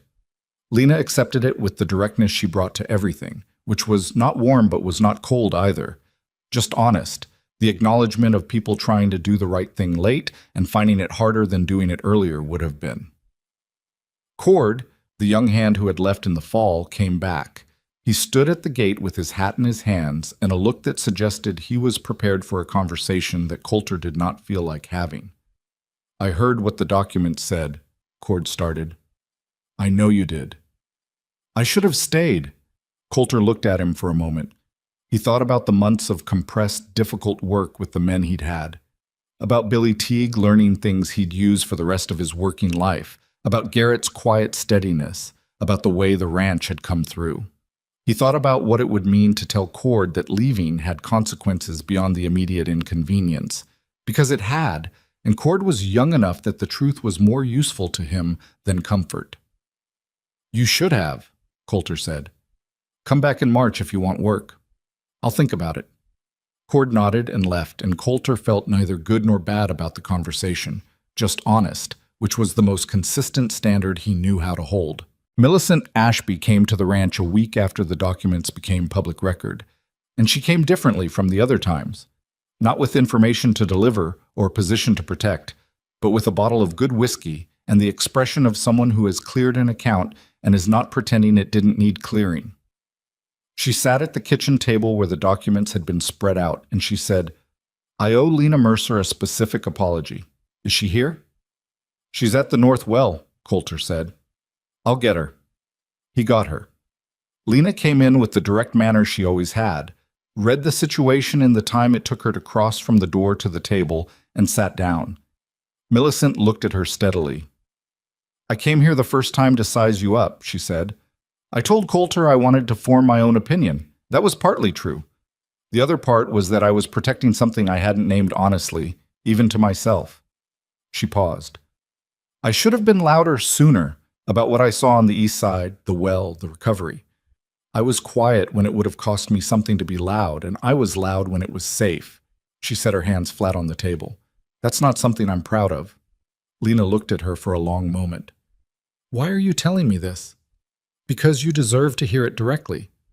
"What do you want me to do with it?" Millicent paused, slightly thrown by the question. "Nothing, I suppose. I just wanted you to know it." Lena looked at her. "Okay," she said. "I know it." And she meant it, which was the thing about Lena. She didn't hold things longer than was useful, didn't work the wound for everything it was worth. She registered what was real and moved on. It wasn't that she didn't feel things. Coulter had come to understand that she felt quite a lot. She just didn't confuse feeling with a reason to stop functioning. Millicent seemed to understand this. She poured 3 glasses of whiskey, and they sat together in the kitchen while the February light went flat outside, and they talked about the valley and the spring and the water situation. And by the time Millicent left, something had been rebuilt in that room that didn't have a precise name, but was real. Kellerman came back in March. Not to stay. That was clear from the beginning, and nobody pretended otherwise. He came because Martha Voss needed him for the final stage of the civil proceedings, and because Coulter had written to him personally with the outcome of the discovery, and because something in the written account of what the document showed had apparently made him need to see the place with his own eyes rather than just knowing about it at a distance. He stood in the yard of the Hale Ranch in the early spring, when the first green was beginning in the reseeded eastern pasture, and the reservoir was a quarter full from the February rains, and the north well was running clean and steady, and he looked at all of it with the expression of a man measuring what could be recovered against what couldn't. "You held it," he said again, the way he'd said it in November, but it meant something different now. "She held it," Coulter said. He didn't say it to be generous. He said it because it was the specific truth. He had kept the ranch in the years before the fire, which was one kind of holding, and Lena had held it through the fire and the second fire and the water board and the long months of everything being uncertain, which was a different kind entirely. Kellerman looked at Lena. "I want to ask you something," he said, "and I want an honest answer." "I don't have another kind," she said. "Could I have held it? If I'd done things differently, if I'd had someone like you there, could the outcome have been different?" It was the question he'd been carrying for 3 years. Coulter could see the weight of it on him, the way it lived in the set of his shoulders, and the care with which he'd asked it. Lena was quiet for a long moment, long enough that it was clear she was not going to give him the easy answer, which would have been yes, because yes would have let him own the loss as something that could have been prevented, and therefore could be organized into a narrative of what he would do differently. The harder answer was what she gave him. Maybe, she said. I think maybe. But Cass had resources and patience, and he'd done it before, and he was willing to do things that you weren't. The water board process alone, even if you'd known it was coming, fighting it without the discovery documents would have been very difficult. She held his gaze. What I can tell you is that you didn't lose because you were weak or careless or naive. You lost because someone targeted you specifically and spent real money doing it. That's different from failure. Kellerman looked at her for a long moment. Something in his face shifted. Not relief, which would have required the outcome to have been different, but something that was adjacent to it. The particular settling that comes when a question that has been eating at you for years is answered honestly rather than comfortingly, and you find that you can live with the honest answer better than you could live with the unanswered question. Thank you, he said. Don't thank me, she said. Come to the hearing. Say what you know. That's what matters now. He did. The civil hearing took 2 days, and what emerged from it was the full shape of what Cass had built and how he'd built it. The patience of it, the system of it, the way it had been designed to apply pressure at specific points until individual property owners, each believing their own situation was unique bad luck, made decisions that served the consortium's interests. 6 operations documented. The 2 in Harrow County eventually added their accounts. The numbers in Cass's own records, his careful insurance against the men he employed, became the clearest evidence against him. The territorial prosecutor, who had been waiting to see what the civil case produced before committing resources to criminal charges, filed within 2 weeks of the hearing's conclusion. Orville Cass retained 4 lawyers, which was an indication of how seriously he took the situation. It did not help him as much as 4 lawyers should have helped a man with his resources, because the documents were his own documents, and the testimony was specific and corroborated, and Martha Voss had built the civil case with the same quality of attention that Lena brought to assessing water damage, practically, without emotional investment in what should have been true, focused entirely on what actually was. Coulter didn't attend the proceedings. He had the ranch to run, and his presence in a courtroom would not change what the evidence said. He read the outcomes as they came, the civil judgment, which included damages that would not fully compensate anyone for what they'd lost, but which established the record of what had happened. The criminal conviction, which came in the fall on multiple counts, and which carried consequences that meant Orville Cass would not be operating in any valley for a considerable time. He read the criminal verdict on an October evening, sitting on the porch with a cup of coffee that was actually hot for once, and he sat with it for a while without doing anything with it. Lena came out and sat on the step the way she had in November, the first November, before everything had arrived at its crisis point. She looked at the valley, which was going gold in the late-season light, the eastern pasture fully recovered now, the grass standing properly, the herd settled in the lower pasture in the calm way of cattle that have had a stable summer. It's done, he said. Most of it, she said. He looked at her. What's the part that isn't? She was quiet for a moment. Kellerman still doesn't have his ranch back. The 2 families in Harrow County are starting over somewhere else. The damages help, but... She stopped. Justice in these situations is always partial. That's just what it is. Yes. I used to think that was a failure of the process, she said. Now I think it's just the honest nature of it. You do what can be done and you acknowledge what can't, and you don't pretend the gap between them doesn't exist. She paused. I still don't like the gap. Neither do I, Coulter said. But I'd rather be honest about it than not. But she looked at him with the expression that had been becoming more frequent over the past months. More open than her default, less defended, the door more than slightly ajar. When did you get philosophical, she said. I've always been philosophical, he said. I just don't usually say it out loud. She almost smiled. He'd been learning to recognize the almost smiles as the real ones, the ones that were hers, not performed for anyone. The spring had been hard, and the summer had been work, and the fall had arrived with the particular quality of a season that has been earned. The reservoir was full. The north well was running. The eastern pasture had produced through the summer with an output that was not spectacular but was solid. the kind of solid that compounds over years into something reliable. He had hired 2 new hands in the spring, both of them good workers who had heard about the recovery and wanted to be part of an operation that was moving in the right direction.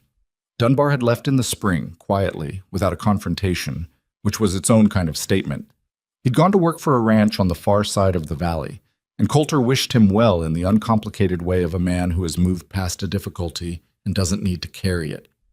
Billy Teague had stayed and was better at his work than he'd been the year before, and had developed the particular quality of attention that Lena brought to problems, the reading of situations, the assessment before the action.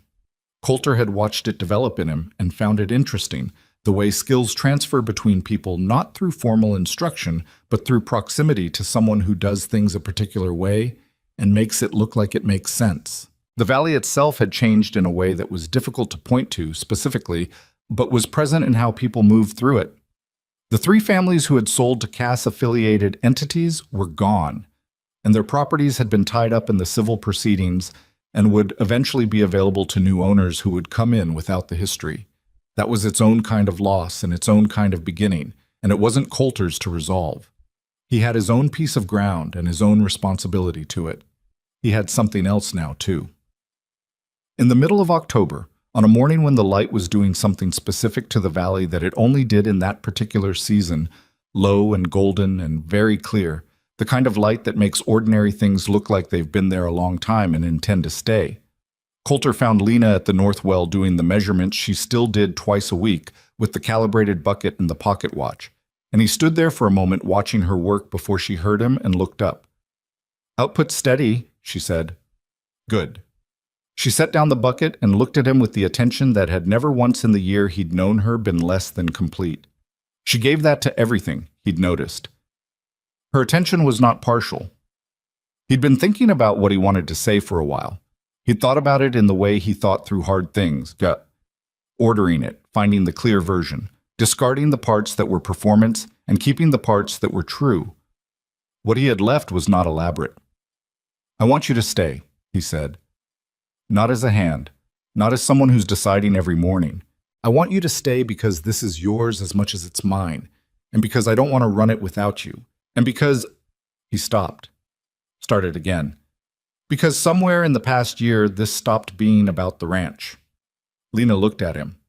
The October light was doing its particular thing, and the well was running quietly, and the valley spread out around them in the gold of a season they'd both worked hard to reach. "It stopped being about the ranch for me a while ago," she said. "I didn't say anything because I wasn't sure what I was supposed to do with it." "What are you supposed to do with it?" he said. "I don't know," she said. "I've never stayed anywhere long enough to find out." "Stay long enough to find out," he said. She looked at him for a long moment, the full, still attention she gave real things.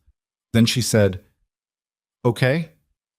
It wasn't a declaration. It wasn't the kind of moment that resolves into something clean and finished. She said okay, and he said okay, and they stood there by the north well on an October morning, and the thing between them was real and also new, and also not simple, because neither of them were simple people, and this was not a simple place, and nothing that had come before it had been simple either. But it was true. That was the thing about it. It was completely, uncomplicatedly true. They had not found each other in easy circumstances. They had found each other in the middle of everything going wrong, which meant what had developed between them had never been tested against the question of whether it could survive difficulty. It had been born in difficulty. It had been built the same way the ranch had been rebuilt, gradually, practically, through daily work and daily choice, and the repeated decision to keep going when going was hard. There is something that the Valley of Ashridge remembered about that year, though it did not know it was remembering. It was not the fires. Fires happen, and the specific fires of that season faded into the general category of bad seasons past. It was not the legal proceedings, though those left marks in the county record and in the way property owners thereafter looked at purchase offers from unfamiliar consortiums. What it remembered, in the particular way that places remember things, was the shape of what had happened at the Hale Ranch when everything had been designed to make it fall. It had not fallen. Not because everything had gone well, almost nothing had gone well, by the ordinary measure of things.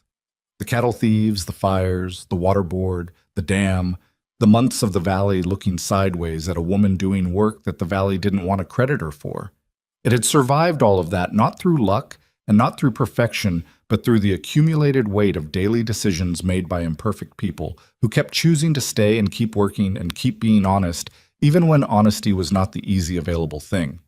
The widows who had waited for the ranch to recover before returning their attention to it found that the attention was no longer relevant. Not because Coulter had become unavailable in some dramatic sense, but because the dynamic they had been waiting to re-enter simply wasn't there anymore. Millicent Ashby, who was the most honest of the four about herself, understood this and was fine with it. The others adjusted to the new reality with varying degrees of grace. It didn't change anything. What changed things was simpler than any of it. A woman who had been everywhere and belonged nowhere had stood in front of a ranch on fire and decided for the first time in her adult life that this was a thing worth fighting for rather than a place she was passing through. And a man who had spent 23 years building something solid had finally found someone who looked at the work before they looked at what the work was worth. The ranch did not become perfect. Ranches don't. The next spring had a wet month that damaged the lower pasture and a dry month that stressed the herd, and a problem with one of the irrigation lines that took 3 weeks to properly diagnose and fix. There were disagreements. Lena and Coulter disagreed about things with some regularity because they were both people with strong views, and the relationship between strong-willed people is not the absence of friction, but the capacity to move through it without losing the thread of what matters. Sometimes they were wrong. Sometimes they were right, but late. Sometimes they fixed things, and sometimes they managed them, and sometimes they simply endured them, which is the most honest description of what it takes to run a piece of land in difficult country. But the North well ran. The eastern pasture, by the second year, was producing better than it had before the fire, because the reseeding had introduced a grass variety that Lena had researched and which was more drought-resistant than what had been there originally. The dam held its water through a dry summer and a wet winter, and the seasons that followed without incident. The herd grew, slowly, carefully, in the way that things grow when the people responsible for them understand that rapid expansion and durable stability are different objectives. People in the valley, over time, stopped talking about Lena Mercer as an outsider. They talked about her instead in the specific way they talked about people who were woven into the fabric of a place, by what she'd done, by what she knew, by the way she approached problems that other people approached differently. Ranchers came to her with questions about water. Young hands who came to work at the Hale operation learned things they used for the rest of their working lives. Millicent Ashby's East Side produced consistently, for the first time in years, from the well that nobody else had thought to look for. None of this was a story about everything working out. It was a story about what happens when people choose, over and over again, to do the honest and necessary thing, even when the outcome isn't certain, and the recognition isn't coming, and the valley is watching from a comfortable distance. It was a story about the specific value of someone who shows up in the worst moment and does not leave. Not because they have nowhere else to go, but because they have decided that this is worth staying for. Kellerman never came back to the valley to live. He stayed in Harrow County and eventually managed a small operation there that was not the 15 years he'd built and lost, but was something and was his and was enough. He and Lena wrote letters every few months in the way that people write to each other when they've been through something together that doesn't need explaining. Briefly, with the specifics of ongoing life, without the weight of what had happened because the weight had been acknowledged and put down and didn't need to be picked up again. In one of those letters, 2 years after everything, he wrote that he'd been thinking about something she'd said to him in the yard of the Hale Ranch, that the difference between what he'd lost and what he could have prevented was not the same as failure. He said he thought about it when things were hard. He said it had turned out to be true. She read the letter at the kitchen table in the evening, and she set it down and looked at it for a while. And the expression on her face was the one she had when something arrived that was real. Coulter was across the room. "Good news?" he said. "He's okay," she said. "Good." She folded the letter carefully and set it on the stack of correspondence she kept on the corner of the table, the small, organized record of a life that had stopped being provisional and started being built. Outside, the ranch went about its evening, the sounds of it, the particular quiet industry of a place where work is ongoing and the people doing it know why it matters. She stayed. That was the whole of it, and it was enough.